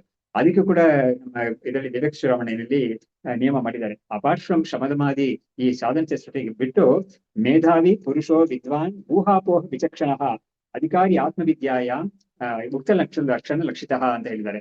ಅಪಾರ್ಶ್ವಂ ಶಮದಮಾದಿಗಳು ಅದೆಲ್ಲ ಇಲ್ಲಿ ಹೇಳಿಲ್ಲ, ಈ ಶ್ಲೋಕದಲ್ಲಿ ಹೇಳ್ತಾ ಇದ್ದಾರೆ. ಮೇಧಾವಿಯಾಗಿರ್ಬೇಕು, ಬುದ್ಧಿವಂತನಾಗಿರ್ಬೇಕು ಅವನು. ಆಮೇಲೆ ಪುರುಷ ಅಂದ್ರೆ ಒಂದು ಈ ಒಂದು ವಿಷಯ ತಿಳ್ಕೊಳ್ಳಿಕ್ಕೆ ಒಂದು ಅರ್ಜಿ ಇರ್ಬೇಕು ಅವನಿಗೆ. ಯಾವ್ದಕ್ಕೆ ಪುರುಷ ಅಂತ ಹೇಳ್ತಾರೆ ಅಂದ್ರೆ, ಸಾಮಾನ್ಯವಾಗಿ ಹೆಣ್ಮಕ್ಳು ಮುಂದಕ್ಕೆ ಬರೋದಿಲ್ಲ, ಅದಕ್ಕಾಗಿ ಹೇಳ್ತಾ ಇದ್ದಾರೆ. ಇದಕ್ಕೆ ಪುರುಷ ವಿದ್ವಾನ್ ಆಗಿರ್ಬೇಕು ಅವನಿಗೆ, ಇಂಥ ಒಂದು ಸ್ವಲ್ಪ ಶಾಸ್ತ್ರದಲ್ಲಿ ಇರಬೇಕು. ಊಹಾಪೋಹ ವಿಚಕ್ಷಣ, ಅದು ತುಂಬಾ ಇಂಪಾರ್ಟೆಂಟ್ ಆಗ್ತಾ. ಯಾವ್ದಕ್ಕೆ ಹೇಳ್ತಾರೆ ಅಂದ್ರೆ, ಊಹಾ ಅಪೋಹ ಅಂತ ಎರಡಿದೆ. ಅದು ಇವಾಗ ಗುರುಗಳು ಒಂದು ಪಂಕ್ತಿಯನ್ನು ಓದಿ ಒಂದು ವಿಷಯನ ಹೇಳಿದಾಗ ಇವನಿಗೆ ಅದು ಹೇಳುವಾಗ ಅವ್ರು ಏನ್ ಮಾಡ್ತಾರೆ, ಎಕ್ಸ್ಪ್ಲೇನ್ ಮಾಡುವಾಗ ಒಂದು ರೀತಿಯಲ್ಲಿ ಎಕ್ಸ್ಪ್ಲೇನ್ ಮಾಡುವಾಗ ಏನಾಗುತ್ತೆ ಅಂದ್ರೆ, ಕೆಲವು ಅಂಶಗಳು ಅವ್ರಿಗೆ ಹೇಳಿರಲ್ಲ, ಅವಾಗ ಇವನ್ ಏನ್ ಮಾಡ್ಬೇಕು, ಇವನಿಗೆ ಊಹಾ ಶಕ್ತಿ ಇದ್ರೆ ಅವ್ನ ಅದನ್ನ ಫಿಲ್ಅಪ್ ಮಾಡ್ಕೊಳ್ತಾನೆ, ಅವ್ನು ಸಪ್ಲೈ ಮಾಡ್ಕೊಳ್ತಾನೆ ಅದನ್ನ, ಅವ್ರು ಹೇಳಿದೇ ಇರೋದನ್ನ ಅವ್ನು ಸಪ್ಲೈ ಮಾಡ್ಕೊಳ್ತಾನೆ. ಅಪೋಹ ಅಂತ ಹೇಳಿದ್ರೆ ಕೆಲವು ವಿಷಯಗಳು ಅವ್ರು ಹೇಳಿರೋದು ಇದಕ್ಕೆ ಅಷ್ಟೊಂದು ಬೇಕಾಗಿರಲ್ಲ, ಅವ್ರು ಏನೋ ಒಂದು ಇದು ಹೇಳುವಾಗ ಒಂದು ಕತೆ ಸಮೇತ ಹೇಳ್ತಾರೆ ಅಂತ ಇಟ್ಕೊಳ್ಳೋಣ. ಆ ಕತೆ ಇವನಿಗೆ ಬೇಕಾಗಿಲ್ಲ, ಕೆಲವ್ರು ಬೇರೆ ಕೆಲವ್ರು ಬೇಕಾಗುತ್ತೆ. ಅವಾಗ ಇವನೇನ್ ಮಾಡ್ತಾನೆ, ಆ ಕತೆ ಭಾಗವನ್ನ ಫಿಲ್ಟರ್ ಔಟ್ ಮಾಡ್ತಾನೆ. ಸೊ ಹಾಗಾಗಿ ಯಾವ್ದು ಬೇಕಿಲ್ವೋ ಅದನ್ನ ಅಪೋಹ ಅಂದ್ರೆ ಅದನ್ನ ಫಿಲ್ಟರ್ ಔಟ್ ಮಾಡಕ್ಕೂ ಇವನಿಗೆ ಸಾಮರ್ಥ್ಯ ಇರಬೇಕು. ಯಾವ್ದು ಹೇಳಲಿಲ್ವೋ ಅದನ್ನ ಇವನು ಸಪ್ಲೈ ಮಾಡಕ್ಕೂ ಇವನಿಗೆ ಸಾಮರ್ಥ್ಯ ಇರಬೇಕು. ಊಹಾ ಅಪೋಹ ಅಂತ ಎರಡು ಕೂಡ. ಇಂಥ ಊಹಾ ಅಪೋಹ ಈ ಒಂದು ಸಾಮರ್ಥ್ಯ ಎಲ್ಲ ನ್ಯಾಯಶಾಸ್ತ್ರದಿಂದ ಬರುತ್ತೆ. ಅದರಲ್ಲಿ ತುಂಬಾ ಹೇಳ್ತಾ ಇದ್ರು ಹೀಗೆ ಒಂದು ಊಹೆ ಮಾಡ್ಕೊಳ್ಳೋದು ಅದೆಲ್ಲಕ್ಕೂ ಬರುತ್ತೆ. ನಮ್ಮ ಗುರುಗಳು ಒಂದು ಕಥೆ ಹೇಳೋರು, ಈ ನವದ್ವೀಪ ಅಂತ ಇರ್ತಾರಲ್ಲ ಈ ಇದರಲ್ಲಿ ಒಡಿಶಾ ಹತ್ರ ಇರೋ ಜಾಗ ಅದು. ಅಲ್ಲಿ ಒಂದು ನ್ಯಾಯಿಕ, ಅವ್ನು ತುಂಬಾ ದೊಡ್ಡ ನ್ಯಾಯಕನೇ ಬರ್ತಾನೆ, ಅವ್ನ ಹೆಸರು ನೆನಪಿಲ್ಲ ಇವಾಗ. ಅದಕ್ಕೆ ಒಂದು ಕತೆ ಸಾಮಾನ್ಯ ಒಂದು ಸಂಪ್ರದಾಯದಲ್ಲಿ ಇರೋ ಕತೆ ಅದು ಹೇಳೋರು. ಅವ್ರ ತಾಯಿ ಮನೆಯಲ್ಲಿ ಚಿಕ್ಕ ಹುಡುಗ, ತುಂಬ ಸಣ್ಣ ಹುಡುಗ, ತಾಯಿ ಅವ್ನಿಗೆ ಮನೇಲಿ ಇದು ಒಲೆ ಹಚ್ಚಕ್ಕೆ ಬೆಂಕಿ ಇಲ್ಲ. ಅವಾಗ ಪಕ್ಕದ ಮನೆಯವರು ಬೆಂಕಿ ತಗೊಂಬ ಅಂತ ಹೇಳ್ತಾರೆ. ಅವಾಗ ಇವ್ನು ಹೋಗುವಾಗ ಕೇಳಕ್ ಹೋದಾಗ ಅವರು ಬೆಂಕಿ ಬೇಕಾ, ಎಲ್ಲಿ ಕೊಡಲಿ ಅಂತ ಕೇಳ್ತಾರೆ. ಅವಾಗ ತಕ್ಷಣ ಅವ್ನು ಬಿಡ್ತಾನೆ, ಹೊರಗಡೆಯಿಂದ ಒಂದು ಕೈ ಮರಳು ಇಟ್ಕೊಂಡ್ಬಂದು ಆ ಮರಳು ಹಾಕಿ ಅಂತ ಹೇಳ್ತಾನೆ. ಕೆಂಡ ಬರ್ತಾನೆ. ಅದನ್ನ ನೋಡ್ಬಿಟ್ಟು ಅವ್ರಿಗೆ ಇವನು ಬುದ್ಧಿವಂತ ತುಂಬಾ ಅಂತ ಅವ್ರಿಗೆ ಗೊತ್ತಾಗುತ್ತೆ ಅಂತ ಹೇಳ್ತಾರೆ. ಈ ತರ ಅವ್ನಿಗೆ ಆತರ ಒಂದು ಸಾಮರ್ಥ್ಯ ಅವನಿಗೆ ಇರ್ಬೇಕು ಅಂತ ಅದಕ್ಕೆ ಹೇಳೋದು. ಇವನು ದೊಡ್ಡ ಆಗ್ತಾನೆ ಅಂತ ಅವ್ರಿಗೆ ಒಂದು ಕಥೆ ಇದೆ ಆತರ. ಹೀಗೆ ಊಹಾಪೋಹ ವಿಚಕ್ಷಣ ಅಧಿಕಾರಿ ಆತ್ಮವಿದ್ಯಾಯ, ಅಂತವನು ಈ ಆತ್ಮವಿದ್ಯೆಗೆ ಅಧಿಕಾರಿ ಆಗ್ತಾನೆ ಅಂತ ಅಲ್ಲಿರೋದು. ಆ ಯೋಗ ವಿಶ್ವದಲ್ಲಿ ಇಲ್ಲ ಅವ್ರು ವೇದಾಂತಿನಿ, ಅವರು ವೇದಾಂತಿ. ಹಾಗಾಗಿ ಈ ಇವರು ಅಲ್ಲಿ ಯೋಗ ವಾಸಿಷ್ಠದಲ್ಲಿ ಹೇಳಿರೋದು ಯಾವ್ದು ಅಂದ್ರೆ, ಅತ್ಯಂತ ಅಜ್ಞಃ, ಟೋಟಲಿ ಏನೋ ಅವ್ನಿಗೆ ಗೊತ್ತೇ ಇಲ್ಲ ಅಂತವನು ಇಲ್ಲಿ ಪ್ರಯೋಜನ ಇಲ್ಲ. ತಜ್ಞ, ಪೂರ್ತಿ ತಿಳ್ಕೊಂಡವನು, ಅವ್ನಿಗೂ ಇಲ್ಲಿ ಬೇಕಾಗಿಲ್ಲ. ಅವ್ನು ಬೇಕಾದ್ರೆ ಬೇರೆ ಯಾವ್ದಾದ್ರು ಒಂದು ಸ್ಕೂಲ್ ಓಪನ್ ಮಾಡಿ ಅವ್ನು ಕ್ಲಾಸಸ್ ಮಾಡ್ಬೋದು ಅವನು. ಹಾಗಾಗಿ ಅವ್ನಿಗೆ ಇದು ಬೇಕಿಲ್ಲ ಅಂತ ಹೇಳ್ಬಿಟ್ಟು ಈ ಎರಡಕ್ಕೂ ಮಧ್ಯದಲ್ಲಿ ಒಬ್ಬ ಇರ್ತಾನಲ್ಲ ಅಂತ ಇದಕ್ಕೆ ಅಧಿಕಾರಿ ಅಂತ ಅಲ್ಲಿ ತೋರಿಸುತ್ತೆ ಅದು. ಹಾಗಾಗಿ ಇಲ್ಲಿ ಕೂಡ ಶಿಷ್ಯ ಗುಣಾನ್ವಿತ. ಇವಾಗ ಇವನ್ ಕೇಳ್ತಾನಲ್ಲ, ಈ ಇಂದ್ರಿಯಗಳು ಪ್ರಾಣ ಮನಸ್ಸೆಲ್ಲ ಕೂಡ ನಮ್ಗೆ ಒಂದು ಶರೀರದಲ್ಲಿ ಅಂತ ಗೊತ್ತಾಗ್ತಾ ಇದೆ. ಬಟ್ ಆ ಶರೀರ ಜಡ ಅಂತ ನಮ್ಗೆ ಗೊತ್ತಾಗ್ತಾ ಇದೆ. ಅಷ್ಟು ತಿಳ್ಕೊಂಡಿದ್ದಾನ ನಾವು. ನೋಡಿ, ಶರೀರ ಜಡ, ಆ ಇಂದ್ರಿಯಗಳು ಜಡ, ಮನಸ್ಸು ಪ್ರಾಣ ಎಲ್ಲ ಕೂಡ ಜಡ ಆಗಿರುವಾಗ ಹೇಗೆ ಇವುಗಳಲ್ಲಿ ಕೆಲಸ ಮಾಡ್ತಾ ಇದೆ? ಆ ಒಂದು ಚೈತನ್ಯದ ಒಂದು ಸಹಾಯ ಇಲ್ದೇನೆ ಕೆಲಸ ಮಾಡ್ತಾ ಇದೆಯಲ್ಲ. ಹಾಗಾದ್ರೆ ಚೈತನ್ಯ ಇರ್ಬೇಕು ಅಂತ ಯಾರ್ದು? ಆ ಚೈತನ್ಯ ಯಾರು? ಅಥವಾ ಈ ಚೈತನ್ಯ ಇದೆಯಾ ಇಲ್ವಾ ಅಂತ. ಚೈತನ್ಯ ಎದ್ಕೊಂಡು ಇದೆಲ್ಲ ಕೆಲಸ ಮಾಡ್ತಾ ಇದೆಯಾ, ಅಥವಾ ಅದು ಯಾವ್ದು ಇಲ್ದೇನೆ ಕೆಲಸ ಮಾಡ್ತಾ ಇದೆಯಾ ಅಂತ ಒಂದು ಪ್ರಶ್ನೆ ಮಾಡ್ತಾ ಇದ್ದಾನೆ. ಹಾಗಾಗಿ ಹೇಳ್ತಾ ಇದ್ರೆ, ವಿದ್ಯತೆ ಪ್ರೇರಕ ನವ. ಪ್ರೇರಕ ಅಂದ್ರೆ ಇವುಗಳೆಲ್ಲಕ್ಕೆ ಪ್ರೇರಣೆ ಮಾಡೋದಕ್ಕೆ ಒಂದು ವ್ಯಕ್ತಿ ಇದಾನ, ಅಥವಾ ಯಾವ್ದೋ ಒಂದು ಶಕ್ತಿ ಇದೆಯಾ ಅಥವಾ ಇಲ್ವಾ ಅಂತ 2 ಕೋಟಿಯಲ್ಲಿ ಪ್ರಶ್ನೆ ಮಾಡ್ತಾನೆ. ಅದಕ್ಕೆ ಅವನೇ ಇವರಿಗೆ ಕೂಡ ಎಕ್ಸ್ಪ್ಲೇಷನ್. ನವಾ ಅಂತ ಹೇಳಿದ್ರೆ ಇಲ್ವಾ ಅಂತ ಕೇಳಿದ್ರಿಗೆ, ನಚೇತ್ ತರ್ಹಿ ಜಡತ್ವೇನ ಪ್ರವೃತ್ತಿ ಮನ ಆದಿಶು ನ ಸ್ಯಾತ್ ವಿನಾ ಪ್ರೇರಕೇನ ಶಕಟಾದಿ ಅಪ್ರವೃತ್ತಿ ಅಂತ. ಅಂದ್ರೆ ಅಪ್ರವೃತ್ತಿತಃ, ಒಂದ್ ವೇಳೆ ಯಾವ್ದು ಚೈತನ್ಯ ಒಳಗಡೆ ಇಲ್ಲದೆ ಹೋದ್ರೆ ಪ್ರೇರಕ ಅಂತ, ಪ್ರೇರಕ ಚೈತನ್ಯ ಅಂತ ಕೂಡ ಇವ್ನು ಹೇಳ್ತಾ ಇಲ್ಲ. ಪ್ರೇರಕ ಅಂತ ಇದ್ರೆ ಇದಕ್ಕೆಲ್ಲ ಒಂದು ಶಕ್ತಿ ಕೊಡೋ ಒಂದು ಸಾಮರ್ಥ್ಯ ಕೊಡೋ ಸಾಮರ್ಥ್ಯ ಇರೋ ಒಂದು ಸಮ್ ಎಕ್ಸ್ ಅದು ಇದೆಯಾ ಇಲ್ವಾ ಅಂತ. ಒಂದ್ ವೇಳೆ ಅದು ಇಲ್ದೆ ಹೋದ್ರೆ ಏನಾಗುತ್ತೆ ಅಂದ್ರೆ, ಇದು ಜಡವಾಗಿರೋದ್ರಿಂದ ಇದಕ್ಕೆ ಪ್ರವೃತ್ತಿ ಅನ್ನೋದು ಚಾನ್ಸೇ ಇಲ್ಲ ಇದಕ್ಕೆ. ಹಾಗಿರುವಾಗ ಮನ ಆದಿಶು ನಸ್ಯಾತ್, ಮನಸ್ಸು ಇತ್ಯಾದಿಗಳಿಲ್ಲ, ಮನಸ್ಸು ಪ್ರಾಣ ಇಂದ್ರಿಯಗಳು ಇವುಗಳಲ್ಲಿ ಪ್ರವೃತ್ತಿ ಮಾಡ್ತಾ ಇದೆಯಲ್ಲ, ಆ ಪ್ರವೃತ್ತಿ ಅನ್ನೋದು ಎರಡ್ ಚಾನ್ಸ್ ಇಲ್ಲ. ಯಾಕಂದ್ರೆ ಒಳಗಡೆ ಯಾವುದೋ ಅಂತ ಒಂದು ಶಕ್ತಿ ಇಲ್ಲದೆ ಹೋದ್ರೆ ಇವುಗಳು ಪ್ರವೃತ್ತಿ ಮಾಡಕ್ ಆಗ್ತಾ ಇಲ್ಲ. ಆದ್ರೆ ಪ್ರವೃತ್ತಿ ಮಾಡ್ತಾ ಇದೆ ಅಂತ ಗೊತ್ತಾಗ್ತಾ ಇದೆ. ಇದು ಒಂದು ಶಕ್ತಿ ಇದ್ರೇನೆ ಒಂದು ಜಡವಾಗಿರೋದು ಪ್ರವೃತ್ತಿ ಆಗುತ್ತೆ, ಇಲ್ದವರೇ ಇಲ್ಲ ಅಂತ ಒಂದು ಅನ್ವಯ ವ್ಯತಿರೇಕ ಇದೆ. ಅದಕ್ಕೆ ಇವರೇ ಒಂದು ಎಕ್ಸಾಂಪಲ್ ಕೊಡ್ತಾ ಇದ್ದಾರೆ. ಶಕಟಾದಿ ಅಪ್ರವೃತ್ತಿ ಅಂತ. ಶಕಟ ಅಂತ ಹೇಳಿದ್ರೆ ಒಂದು ಗಾಡಿ, ಕಟ್ಟಿಗೆಯಲ್ಲಿ ಮಾಡಿರೋ ಒಂದು ಗಾಡಿ. ಕಟ್ಟಿಗೆ ಗಾಡಿ ಒಂದ್ ಕಡೆ ಇದೆ. ಅದು ಒಂದ್ ಕಡೆಯಿಂದ ಇನ್ನೊಂದ್ ಕಡೆಗೆ ಹೋಗ್ಬೇಕಾದ್ರೆ ಅದಕ್ಕೆ ಒಂದು ಎತ್ತೋ ಏನಾದ್ರು ಕಟ್ಟಬೇಕು ಅದಕ್ಕೆ, ಅಥವಾ ಒಂದು ವ್ಯಕ್ತಿ ಅದನ್ನ ಒಂದು ಒಬ್ಬನ ಎಳ್ಕೊಂಡು ಹೋಗ್ಬೇಕು ಅದನ್ನ. ಹಾಗಾಗಿ ಒಂದು ಚೇತನ ಅದಕ್ಕೆ ಸೇರಿದ್ರೇನೆ ಆ ಕಟ್ಟಿಗೆ ಆಗಿರೋ ಒಂದು ಕಟ್ಟಿಗೆ ಗಾಡಿ ಅನ್ನೋದು ಮುಂದಕ್ಕೆ ಹೋಗುತ್ತೆ.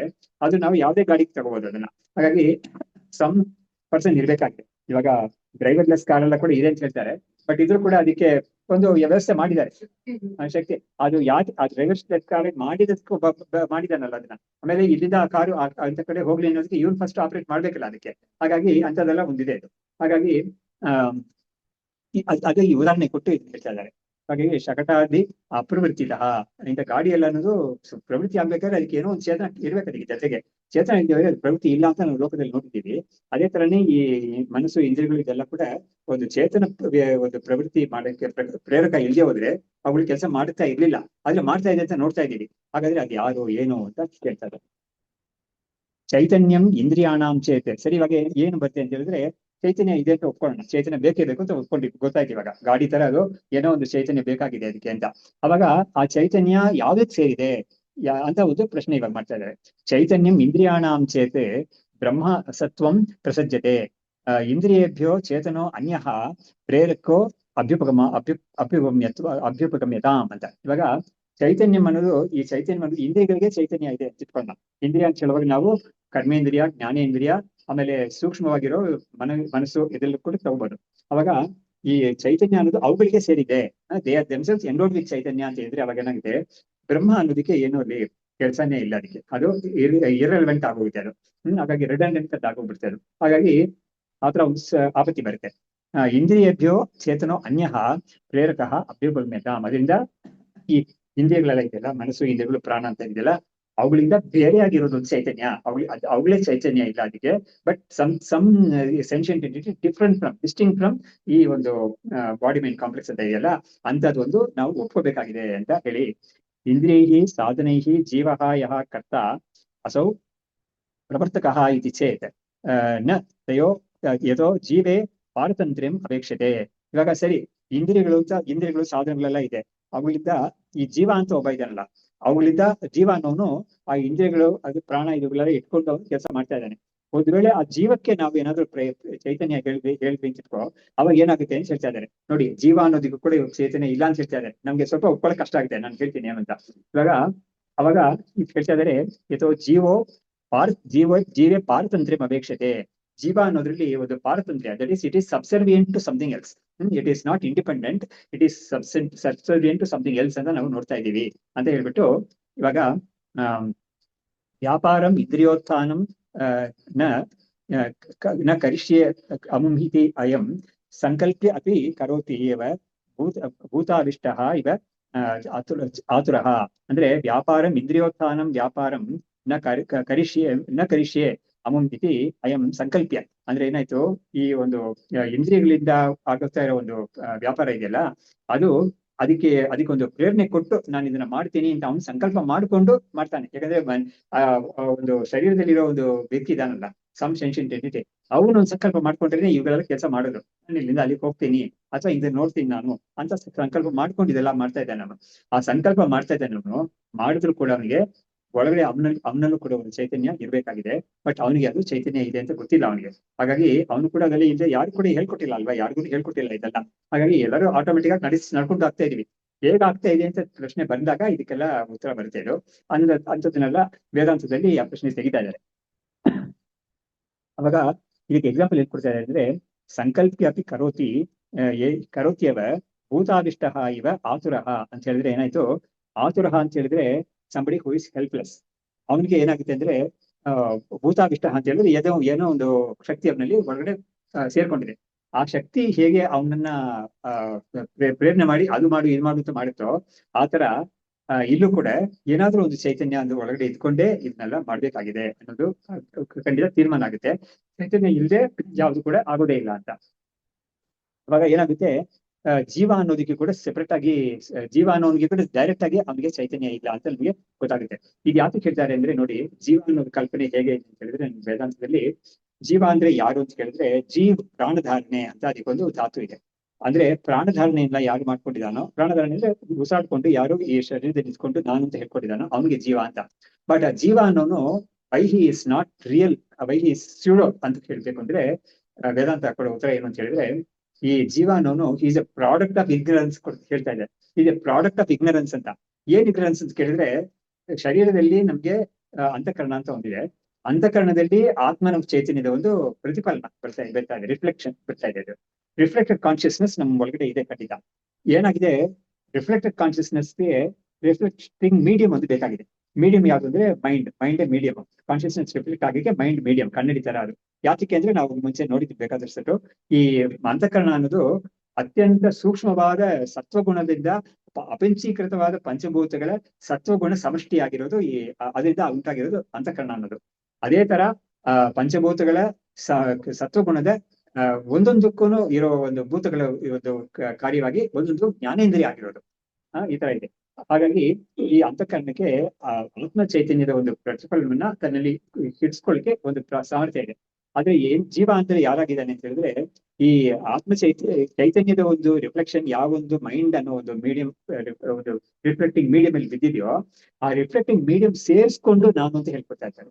ಅದೇ ಇಲ್ಲಿ ಬಂದಿರೋ ಪ್ರಾಬ್ಲಮ್. ಏನ್ ಅದು ಸೇರ್ಸ್ಕೊಂಡಿದ್ರೆ ಏನ್ ತೊಂದರೆ ಅಂತ ಹೇಳಿದ್ರೆ, ಆ ರಿಫ್ಲೆಕ್ಟಿಂಗ್ ಮೀಡಿಯಂ ಅಂತ ಮೈಂಡ್ ಇದೆಯಲ್ಲ, ಅದರಲ್ಲಿ ಕರ್ತೃತ್ವ, ಭೋಕ್ತೃತ್ವ, ಸಂಸಾರಿತ್ವ ಅದೆಲ್ಲ ಅದಕ್ಕೆ ಸೇರಿದೆ. ಅವಾಗ ತನ್ನನ್ನ ಯಾರು ಕೂಡ ತನ್ನನ್ನ ಜಡ ಅಂತ ಹೇಳ್ಕೊಳ್ಳಲ್ಲ, ತಾನು ಚೇತನ ಅಂತ ತಿಳ್ಕೊಳ್ತಾನೆ. ಆದ್ರೆ ಯಾವ ತರ ಚೇತನ ಅಂತ ಹೇಳಿದ್ರೆ, ಈ ತರ ಒಂದು ಕರ್ತೃತ್ವ, ಭೋಕ್ತೃತ್ವ ಎಲ್ಲ ಇರೋ ಚೇತನ ನಾನು ಅಂತ ತಿಳ್ಕೊಳ್ತಾನೆ. ಅದು ತಪ್ಪಾಗಿದೆ. ಅದರಿಂದಲೇ ಜೀವ ಅನ್ನೋದು is a product of ignorance ಅಂತ ಹೇಳೋದು. ಅಂದ್ರೆ ಏನಾಯ್ತು, ಜೀವನಿಗೆ ಈ ಚೈತನ್ಯ ಬೇರೆ, ಈ ಶರೀರಾದಿಗಳು ಬೇರೆ ಅಂತ ಒಂದು ವಿವೇಕ ಇಲ್ಲ. ಹಾಗಾಗಿ ಅದನ್ನ ಎರಡು ಸೇರಿಸ್ಕೊಂಡು ಅಂತ ಹೇಳ್ತಾ ಇರೋದ್ರಿಂದ ಈ ಒಂದು ಜೀವ ಅನ್ನೋದೇ it's a product of ignorance ಅಂತಾನೆ ವೇದಾಂತದಲ್ಲಿ ಕಳೆದಿರೋದು. ಅದರಿಂದಲೇ ತತ್ವಮಸಿ ಅಂತ ಒಂದು ಇದರಿಂದ ಆತ್ಮಜ್ಞಾನವನ್ನು ಅಪರೂಪ ಪಡ್ಕೊಳ್ತಾರಲ್ಲ, ಪಡ್ಕೊಂಡ್ಮೇಲೆ ಜೀವ ಅಂತ ಒಬ್ಬ ಇರೋದೇ ಇಲ್ಲ ನಮ್ಮ ವೇದಾಂತ ಶಾಸ್ತ್ರದ ಪ್ರಕಾರ. ಎಸ್ಪೆಷಲಿ ವಿದೇಹ ಮುಕ್ತಿ ಅಂತ ಆದ್ಮೇಲೆ ಒಂದು ಇಂಡಿವಿಜುವಲ್ ಅನ್ನೋದು ಯಾರು ಇರೋದೇ ಇಲ್ಲ. ಹಾಗಾಗಿ ಇದು ಒಂದು ಹಾಗಾಗಿ ಒಂದು ಪ್ರಶ್ನೆ ಒಂದು ಬರುತ್ತೆ ನಮ್ಮ ವೇದಾಂತದಲ್ಲಿ, ಯಾರಕ್ಕೆ ಬಾಕಿ ಕೇಳೋದು, ಇದು ಈ ಮೋಕ್ಷ ಅನ್ನೋದು ಯಾರಿಗೆ ಬರುತ್ತೆ, ಮೋಕ್ಷ ಅನ್ನೋದು ಯಾರಿಗೆ, ಆತ್ಮನಿಗ ಅಲ್ಲ ಜೀವನ್ಗ ಅಂತ, ಮನಸ್ಸಿಗ ಅಥವಾ ಆತ್ಮನಿಗ ಅಂತ. ಆತ್ಮ ಅಂದ್ರೆ ಆತ್ಮಗೆ ಸಂಸಾರ ಇಲ್ವೇ ಇಲ್ಲ, ಅದರಿಂದ ಅದಕ್ಕೆ ಮೋಕ್ಷ ಅದಕ್ಕೆ ಬರೋದೇ ಇಲ್ಲ. ಸರಿ, ಮನಸ್ಸು ಅಂತ ಹೇಳಿದ್ರೆ ಮನಸ್ಸು ಜಡವಾಗಿರೋದು, ಅದಕ್ಕೆ ಸಂಸಾರ ಕೂಡ ಇಲ್ಲ. ಸೊ ಯಾರಿಗೆ ಸಂಸಾರ, ಯಾರಿಗೆ ಮೋಕ್ಷ ಅಂತ ಹೇಳಿದ್ರೆ, ಯಾರು ಮನಸ್ಸನ್ನ ನಾನು ಅಂತ ತಿಳ್ಕೊಂಡ್ಬಿಟ್ಟಿದಾನೋ ರಾಂಗ್ ಆಗಿ, ತಪ್ಪಾಗಿ, ಅವನಿಗೆ ಸಂಸಾರ ಇರೋದು. ವೇದಾಂತ ಏನ್ ಮಾಡುತ್ತೆ, ಅವನು ಅಂತ ಯಾರು ಹೇಳ್ತಾ ಇದ್ದೀನೋ ನಾನು ಅಂತ, ಅವನನ್ನ ಅನಲೈಸ್ ಮಾಡಿ ತೋರಿಸುತ್ತೆ. ನೋಡು, ನೀನು ಅನ್ನೋದು ವಾಸ್ತವವಾಗಿ ಇದಲ್ಲ, ನೀನು ಇವುಗಳಿಂದ ಬೇರೆ ಆಗಿರೋ ಚೈತನ್ಯ ಮಾತ್ರ ನೀನು ಅಂತ ತೋರಿಸ್ಕೊಡುತ್ತೆ. ತೋರಿಸ್ಕೊಟ್ಮೇಲೆ ಅವ್ನಿಗೆ ಏನಾಗುತ್ತೆ, ಅಂತಃಕರಣ ಇದೆಯಲ್ಲ, ಅದ್ರಲ್ಲಿ ಅವ್ನಿಗೆ ಆ ಜ್ಞಾನ ಬರುತ್ತೆ ಅದು. ಹಾಗಾಗಿ ಆ ಜ್ಞಾನ ಅನ್ನೋದು ಬರೋದು ಈ ಜೀವನಿಗೆ ಬರೋದು, ಅದು ಜ್ಞಾನ ಅನ್ನೋದು. ಬಟ್ ಆ ಜ್ಞಾನ ಯಾವ ತರ ಅವ್ನಿಗೆ ಬರುತ್ತೆ ಅಂತ ಹೇಳಿದ್ರೆ, ನಾನು ಇವುಗಳಿಂದ ಬೇರೆ ಆಗಿದ್ದೀನಿ ಅಂತ ತಿಳುವಳಿಕೆ ಕೊಟ್ಟು ಆ ಜ್ಞಾನ ಬರೋದು. ಹಾಗಾಗಿ ಈ ಒಂದು ವಿಷಯದಲ್ಲಿ ನಮ್ಗೆ ತಿಳ್ಕೊಬೇಕಾಗಿ ಏನು ಅಂತ ಹೇಳಿದ್ರೆ, ಜೀವ ಅನ್ನೋದು ಒಂದು ಸ್ಯೂಡೋ ಎಂಟಿಟಿ, ಅದು ಒಂದು it's A product of ignorance ಅಂತ ಶಂಕರಾಚಾರ್ಯ ಇದನ್ನ ಅಧ್ಯಾಸ ಭಾಷೆಯಲ್ಲಿ ಹೇಳಿದ್ದಾರೆ ಅವರು. ಈ ಬಾಡಿ ಮೈಂಡ್ ಕಾಂಪ್ಲೆಕ್ಸ್ ಅಲ್ಲಿ ನಾನು ಅಂತ ಒಂದು ಐಡೆಂಟಿಫಿಕೇಶನ್ ಇಲ್ಲದೆ ಹೋದ್ರೆ ಪ್ರಮಾತೃ, ಅದಕ್ಕೆ ಜೀವ ಅನ್ನೋದಕ್ಕೆ ಇನ್ನೊಂದು ಹೆಸರು ಪ್ರಮಾತೃ. ಜೀವಾತ್ಮ ಅಂತ ಹೇಳ್ತಾ ಇದ್ದೀನಿ. ಆ ಜೀವಾತ್ಮನೂ ಸ್ಯೂಡೋ ಸೆಲ್ಫೇ ಖಂಡಿತ. ಶರೀರದಲ್ಲಿ ಇರೋದು ಜೀವಾತ್ಮ ಒಂದು ಡೆತ್ ಅಂತ ಬಂದ್ಮೇಲೆ ಈ ಶರೀರದ ಇನ್ನೊಂದು ಶರೀರಕ್ಕೆ ಹೋಗ್ತಾ ಇರ್ತಾನೆ. ಅದು ಇದು ಟ್ರಾನ್ಸ್ಮೈಗ್ರೇಟಿಂಗ್ ಸೆಲ್ಫ್ ಅಂತ ಅದು ಜೀವಾತ್ಮನೇ ಆಗ್ತಾ ಇರೋದು. ಬಟ್ ಆ ಜೀವಾತ್ಮ ಅನ್ನೋದು ತನ್ನ ಸ್ವರೂಪ ಏನು ತಿಳ್ಕೊಳ್ಳೋ ತನಕ ಅದಕ್ಕೆ ಈ ತರ ಒಂದು ಟ್ರಾನ್ಸ್ಮೈಗ್ರೇಷನ್ ಬರ್ತಾನೆ ಇರ್ತದೆ. ಸ್ವರೂಪ ಏನು ತಿಳ್ಕೊಂಡಾಗ ಏನಾಗುತ್ತೆ, ಹೌದಾ ಹಾಗಾದ್ರೆ ನಾನು ಜೀವ ಅಲ್ವೇ ಇಲ್ಲ ನಾನು ಅಂತ ಅವನಿಗೆ ಬುದ್ಧಿ ಬರ್ತೇವೆ. ಇದಕ್ಕೆ ಮುಂಚೆ ಕೂಡ ನಾನು ಜೀವ ಆಗಿರ್ಲಿಲ್ಲ, ಇವಾಗ ಕೂಡ ನಾನು ಜೀವ ಇಲ್ಲ, ಮುಂದೆ ಕೂಡ ನಾನು ಜೀವ ಜೀವವಾಗಿ ಇರೋದಿಲ್ಲ, ನಾನು ಯಾವಾಗ್ಲೂ ಬ್ರಹ್ಮವೇ ಅಂತ ಅವನಿಗೆ ತಿಳುವಳಿಕೆ ಬರ್ತೇವೆ. ಅದೆಲ್ಲ ಹೇಳ್ತಾರೆ ಮುಂದೆ ಹೇಳ್ತಾರೆ. ಸೊ ಹೀಗೆ ಆ ಜೀವ ಅನ್ನೋದು ಇಟ್ಸ್ ಆಕ್ಚುಲಿ ಜೀವಾತ್ಮ ಅನ್ನೋದು it is a pseudo entity. ಅದಕ್ಕೆ ಅದರ ಒಂದು ಕಥೆಯೇ ಬಿದ್ದೋಗ್ಬಿಡುತ್ತೆ. ಅದರ ಒಂದು ವಿಷಯ ತಿಳ್ಕೊಂಡಾಗ, ಅದಕ್ಕೆ ಸ್ವರೂಪ ಏನು ತಿಳ್ಕೊಂಡಾಗ ಆ ಜೀವ ಅನ್ನೋದ್ರ ಒಂದು ಸ್ಟೇಟಸ್ಸೇ ಅದಕ್ಕೆ ಬಿದ್ದೋಗ್ಬಿಡುತ್ತೆ ಅದು ಅಂತ ಇರೋದು. ಹಾಗಾಗಿ ಅದಕ್ಕೆ ರಮಣ ಮಹರ್ಷಿಗಳೆಲ್ಲ ತುಂಬಾ ಚೆನ್ನಾಗಿ ಹೇಳೋದು, ಅದನ್ನ ನೀನ್ ಯಾರು ಅಂತ ಪ್ರಶ್ನೆ ಮಾಡ್ಕೊಂಡ್ರೆ ಗೊತ್ತಾಗುತ್ತೆ ಇದಕ್ಕೆ ಏನ್ ಗತಿ ಆಗುತ್ತೆ ಅಂತ. ಈ ಯುಗ ಅಂತ ಒಂದಿದೆಯಲ್ಲ, ಐ ಅಂತ ಇದೆಯಲ್ಲ, ಅದಕ್ಕೆ ಏನ್ ಗತಿ ಆಗುತ್ತೆ ಅಂತ ಹೇಳಿದ್ರೆ ಅದು ಬಿಟ್ಟೋಗ್ಬಿಡುತ್ತೆ. ಅದು ಅಂದ್ರೆ ಅದಕ್ಕೆ ಒಂದು ಅಸ್ತಿತ್ವನೇ ಇಲ್ಲದೆ ಹೋಗ್ಬಿಡುತ್ತೆ ಅದು ಅಂತ ತೋರಿಸ್ಕೊಡ್ತಾರೆ ಅವರು. ಸೊ ಇಂದ್ರಿಯ ಅಧಿಷ್ಠಾತೃ ದೇವಾಹ ನ ಸ್ವತಂತ್ರಾಹ ಯಥಾ ವಯಂ ಧರ್ಮಾತ್ಮಕಂ ಕರ್ಮನ ಸ್ವತಂತ್ರಂ ಜಡತ್ವತಃ. ಇವ್ರೇನ್ ಮಾಡ್ತಾ ಇದಾರೆ, ಈ ಚೈತನ್ಯ ಅನ್ನೋದು ಯಾರು ಅನ್ನೋದನ್ನ ಹೇಳಕ್ ಮುಂಚೆ ಯಾವ್ದಕ್ಕೆಲ್ಲ ಚೈತನ್ಯ ಇರಕ್ ಪಾಸಿಬಿಲಿಟಿ ಇದೆ ಅಂತ ಹೇಳ್ಬಿಟ್ಟು ಒಂದು ಪ್ರಶ್ನೆ ಮಾಡ್ತಾರೆ. ಇದನ್ನ ಬೃಹದಾರಣ್ಯಕೋಪನಿಷತ್ತಲ್ಲೇ ಒಂದು ಕೋಯಮಾತ್ಮ ಅಂತ ಒಂದು ಪ್ರಶ್ನೆ ಮಾಡ್ತಾರೆ. ಯಾವ್ದು ಈ ಆತ್ಮ ಅಂತ ಯಾತಕ್ಕೆ ಪ್ರಶ್ನೆ ಮಾಡ್ಬೇಕಾಗಿದೆ ಅಂತ ಹೇಳಿದ್ರೆ, ನಮ್ಮ ಬಾಡಿ ಮೈಂಡ್ ಕಾಂಪ್ಲೆಕ್ಸ್ಗೆ ಅಷ್ಟು ಚೈತನ್ಯದ ಒಂದು ತುಮಕೊಂಡ್ಬಿಟ್ಟಿದೆ ಅದರಲ್ಲಿ, ಯದ್ಯಪಿ ಜಡವಾಗಿದ್ರು ಕೂಡ. ಅವಾಗ ಬಾಡಿ ಸೆಲ್ಫ ಅಥವಾ ಇಂದ್ರಿಯಗಳು ಸೆಲ್ಫ ಅಥವಾ ಪ್ರಾಣ ಸೆಲ್ಫ, ಮನಸ್ಸು ಸೆಲ್ಫ, ಇಂಟೆಲೆಕ್ಟ್ ಸೆಲ್ಫ ಅಥವಾ ಈಗೋ ಸೆಲ್ಫ, ಅಹಂಕಾರ ಸೆಲ್ಫ ಅಂತ ಎಲ್ಲ ಆಪ್ಷನ್ಸ್ ಇದು ಎಕ್ಸಾಮಿನ್ ಮಾಡಿ ಎಲ್ಲವನ್ನು ರಿಜೆಕ್ಟ್ ಮಾಡಿ ಇವುಗಳು ಯಾವ್ದು ಸೆಲ್ಫ್ ಅಲ್ಲ, ಇವುಗಳಿಂದ ಬಿಯಾಂಡ್ ದಿಸ್ ಒಂದು ಎಂಟಿಟಿ ಇದೆ, ಅದೇ ಸೆಲ್ಫ್ ಅಂತ ತೀರ್ಮಾನ ಆಗ್ತಾ ಇದೆ. ಅದನ್ನೇ ಇಲ್ಲಿ ಮಾಡಕ್ಕೆ ಇಲ್ಲಿ ಈ ಕೇನೋಪನಿಷತ್ ಪ್ರಕ್ರಿಯೆಯಲ್ಲಿ ಏನ್ ಮಾಡ್ತಾ ಇದ್ದಾರೆ, ಮೊದಲು ಇಂದ್ರಿಯಗಳಿಗೆಲ್ಲ ಚೈತನ್ಯ ಇದೆ ಅಂತ ಕೇಳಿದ್ರು, ಇಲ್ಲ ಅಂತ ಗೊತ್ತಾಯ್ತು. ಆಮೇಲೆ ಜೀವ ಅಂತ ಇದ್ದಾನಲ್ಲ, ಅವನಿಗೆ ಚೈತನ್ಯ ಇದೆ ಅಂತ ಕೇಳಿದ್ರೆ ಅವನು ಕೂಡ ಇಲ್ಲ, because is A mixture of ಜಡ ಅಂಡ್ ಚೈತನ್ಯ. ಹಾಗಾಗಿ ಅವನು ಕೂಡ ಚೈತನ್ಯ ಅಂತ ಹೇಳಕ್ಕಾಗಿಲ್ಲ. ಅದೇ ತರ ಇವಾಗ ಆ ಇಂದ್ರಿಯ ಅಧಿಷ್ಠಾತೃ ದೇವತಾ ಇದು ಕೂಡ ನಮ್ ಶಾಸ್ತ್ರದಲ್ಲಿ ಒಪ್ಕೊಂಡಿದ್ದಾರೆ. ಇಂದ್ರಿಯಗಳೆಲ್ಲ ನಮ್ಗಿದೆಯಲ್ಲ, ಅದಕ್ಕೆ ಒಂದೊಂದಕ್ಕೂ ಒಂದು ಅಧಿಷ್ಠಾತೃ ದೇವತೆ ಅಂತ ಒಪ್ಕೊಂಡಿದ್ದಾರೆ. ಅದಕ್ಕೆ ಪ್ರಿಸೈಡಿಂಗ್ ಡಿಟೀಸ್ ಅಂತ ಹೇಳ್ತಾರೆ. ಫಾರ್ ಎಕ್ಸಾಂಪಲ್, ನಮ್ಗೆ ವಾಗಿಂದ್ರಿಯ ಅಂತ ಇದೆಯಲ್ಲ, ಅದಕ್ಕೆ ಅಗ್ನಿ ಅಂತ ಇದೆ, ಕಣ್ಣಿಗೆ ಸೂರ್ಯ ಅಂತ ಇದೆ. ಹೀಗೆ ಒಂದೊಂದಕ್ಕೂ ಒಂದೊಂದು ದೇವತೆ ಇದೆ. ಆ ದೇವತೆಗಳು ಏನಾದ್ರೂ ಕೆಲಸ ಮಾಡಿ ಇವನ್ನೆಲ್ಲ ಮಾಡ್ತಾ ಇದ್ದಾನ ಅಂತ ಕೇಳಿದ್ರೆ ಅದು ಕೂಡ ಇಲ್ಲ ಅಂತ ಡಿನೇ ಮಾಡ್ತಾ ಇದ್ದಾರೆ. ಯಾಕಂದ್ರೆ ಆ ದೇವತೆಗಳು ಕೂಡ ನಮ್ ತರ ಅವರು ಕೂಡ ಸ್ವತಂತ್ರಗಳಲ್ಲ. ಅವರು ಜೀವ ಹೇಗೆ ಒಂದು ಪರತಂತ್ರನಾಗಿದ್ದಾನೋ, ಆ ದೇವತೆಗಳು ಕೂಡ ಪರತಂತ್ರರಾಗೇ ಇದ್ದಾರೆ ಅವರು. ಹಾಗಾಗಿ ಇಂದ್ರಿಯ ಅಧಿಷ್ಠಾತೃ ದೇವಾಹ ನ ಸ್ವತಂತ್ರ ಯಥಾ ವಯಂ ಧರ್ಮ. ಇವುಗಳೆಲ್ಲ ಇಲ್ಲ ಅಂತ ಹೇಳ್ಬಿಟ್ಟು, ಚೈತನ್ಯ ಇಲ್ಲ ಅಂತ ಹೇಳ್ಬಿಟ್ರಿ. ಧರ್ಮ ಅಂತ ಒಂದಿದೆಯಲ್ಲ, ಅತ್ತಾನೆ ಇವನಿಗೆ ಜನ್ಮ ಕೊಡ್ತಾ ಇದೆ. ಅವರು ಅತ್ತಾನೆ ಇವನಿಗೆ ಪ್ರಾರಬ್ಧ ಎಲ್ಲ ಕೊಟ್ಟು ಇವನು ಏನೇನ್ ಕೆಲಸ ಮಾಡ್ತಾ ಇದ್ದಾನೋ ಎಲ್ಲವೂ ಕೂಡ ಕರ್ಮದಿಂದನೇ ಆಗ್ತಾ ಇದೆ ಅಂತ ನಾವು ಒಪ್ಕೊಂಡಿದೀವಲ್ಲ. ಅವುಗಳು ಏನಾದ್ರೂ ಚೈತನ್ಯ ಅಂತ ಕೇಳಿಬಾರ್ದು ಅಂತ ಹೇಳಿದ್ರೆ ಅವುಗಳು ಜಡಾನೇ ಅದು ಅಂತ ಅದನ್ನು ರೂಲ್ ಔಟ್ ಮಾಡ್ತಾ ಇದ್ದಾರೆ. ಧರ್ಮಾತ್ಮ ಕರ್ಮ ನ ಸ್ವತಂತ್ರಂ ಜಡತ್ವತಃ. ಕರ್ಮ ಅನ್ನೋದು ಕೂಡ ಸ್ವತಂತ್ರ ಅಲ್ಲದು, ಅದು ಕೂಡ ಜಡವಾಗಿ ಇರೋದು. ಹಾಗಾಗಿ ಅದು ಕೂಡ ತಾನಾಗಿ ಏನು ಕೆಲಸವನ್ನು ಇವನಿಗೆ ಮಾಡಿಸೋದಿಲ್ಲ ಅಂತ ಹೇಳಿ, ತಸ್ಮಾತ್ ಕೇನ ಪ್ರೇರಿತಂ ಸತ್ ವಿಷಯಾನ್ ಮನುತೆ ಮನಃ ಕರ್ತು ಇಲ್ಲ ಇಟ್ಕೊಂಡಿದ್ದೀನಿ, ಸ್ವಲ್ಪ ಕೆಮ್ಮಿದೆ ಅಷ್ಟೇ. ಸೊ ಕರ್ತುಂ ಉಚ್ಛ್ವಾಸ ನಿಶ್ವಾಸವು ಪ್ರಾಣ ಕೇನ ಪ್ರಣೀಯತೆ. ಹಾಗಾಗಿ ಕೇನ ಪ್ರೇರಿತಂ ಸತೆ ಇದೇ ಮೊದಲು ಬರೋ ಮಂತ್ರಕ್ಕೆ ಇವರು ಇಷ್ಟೊಂದು ಪೀಠಿಕೆ ಕೊಟ್ಟಿದ್ದಾರೆ. ಯಾವ್ದು ಉಪನಿಷತ್ತಲ್ಲಿ ಬರೋ ಮಂತ್ರ ಇದು ಪ್ರೀತಿ ಅಂತ ಬರ್ತದೆ. ಹಾಗಾಗಿ ತಸ್ಮಾತ್ ಕೇನ ಪ್ರೇರಿತಂ ಸತಿ ವಿಷಯಾನ್ ಮನತೆ ಮನಃ. ಹಾಗಾಗಿ ಈ ಮನಸ್ಸು ಯಾವುದರಿಂದ ಪ್ರೇರಿಸಲ್ಪಟ್ಟು ಹೊರಗಡೆ ಇರೋ ವಿಷಯಗಳೆಲ್ಲ ತಿಳ್ಕೊಳ್ಳುತ್ತೆ. ಕರ್ತುಂ ಉಚ್ಛ್ವಾಸ ನಿಶ್ವಾಸವು, ಈ ಪ್ರಾಣ ಅನ್ನೋದು ಉಚ್ಛ್ವಾಸ ನಿಶ್ವಾಸ ಅದೆಲ್ಲ ಮಾಡಕ್ಕೆ ಅದಕ್ಕೆ ಯಾವ್ದ್ರ ಒಂದು ಪ್ರೇರಣೆ ಸಿಗ್ತಾ ಇದೆ ಅಂತ ಪ್ರಶ್ನೆ ಮಾಡ್ತಾ ಇದ್ದಾರೆ. ಕೇನ ಪ್ರಣೀಯತೆ ಅಂತ. ವಾಕ್ ಚಕ್ಷು ಶ್ರೋತ್ರ ಮುಖ್ಯಾನಿ. ಅದೇ ತರ ಎಲ್ಲ ಇಂದ್ರಿಯಗಳು ಕೂಡ, ವಾಗೇಂದ್ರಿಯ ಮತ್ತು ಚಕ್ಷುರಿಂದ್ರಿಯ, ಶ್ರೋತ್ರೇಂದ್ರಿಯ ಎಲ್ಲವೂ ಕೂಡ ಪ್ರೇರೆಯೇತ್ ಕರ್ಣಾನಿ ಕಹ. ಹಾಗಾಗಿ ಈ ಕರ್ಣಗಳೆಲ್ಲ ಕೂಡ ಯಾರು ಇದನ್ನೆಲ್ಲ ಒಂದು ಪ್ರೇರಣೆ ಮಾಡಿ ಇದನ್ನೆಲ್ಲ ಕೆಲಸ ಮಾಡಿಸ್ತಾ ಇದ್ದಾನೆ, ಯಾರಿದು? ಈಶ್ವರ ಚೇತ್ ಕಿಂ ಏಕೋ ಅಸೌ ಬಹವೋ ಅಸಿ ಅಮಿ ಇತಿ ಉತ ಹಿರಿಯದ.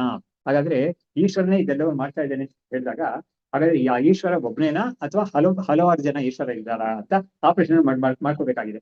ಹಾಗಾಗಿ ಆ ಒಂದು ಪ್ರಶ್ನೆ ಮಾಡ್ತಾ ಇದ್ದಾರೆ. ಪ್ರವೃತ್ಯಾನಾಂ ಅನಂತತ್ವಾತ್ ವೈಲಕ್ಷಣ್ಯಾಚ ನ ಏಕತಾ ನ ಐಕಮತ್ಯಂ ಬಹುತ್ವೇ ಸ್ಯಾತ್ ರಾಜಕ ದೇಶವತ್ ಅಂತ.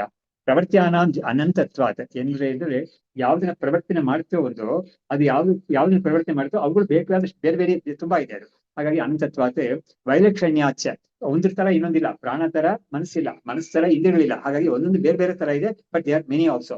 ಅದು ಒಂದು ಬಾಡಿಲಿ ಇಷ್ಟೊಂದು ಬಾಡಿ ಇದೆ, ಅದೇ ತರ ಒಂದೊಂದು ಬಾಡಿಲೂ ಇಷ್ಟೊಂದು ಇದೆ, ವೆರೈಟಿ ಇದೆ. ಹಾಗಾಗಿ ಇದೆಲ್ಲ ಅಷ್ಟೊಂದು ಇರೋದ್ರಿಂದ ಅದು ಚೈತನ್ಯ ಅನ್ನೋದು, ಆ ಈಶ್ವರ ಅನ್ನೋದು ಒಂದೇನಾ ಅಂತ ಕೇಳಿದ್ರೆ ಇವುಗಳಲ್ಲಿ ಐಕಮತ್ಯ ಇಲ್ಲ ಇದರಲ್ಲಿ. ಸೊ ಹಾಗಾಗಿ ಐಕಮತ್ಯಂ ಬಹುತ್ವೇ ಸ್ಯಾತ್ ಬಹುರಾಜಕ ದೇಶಪತೆ.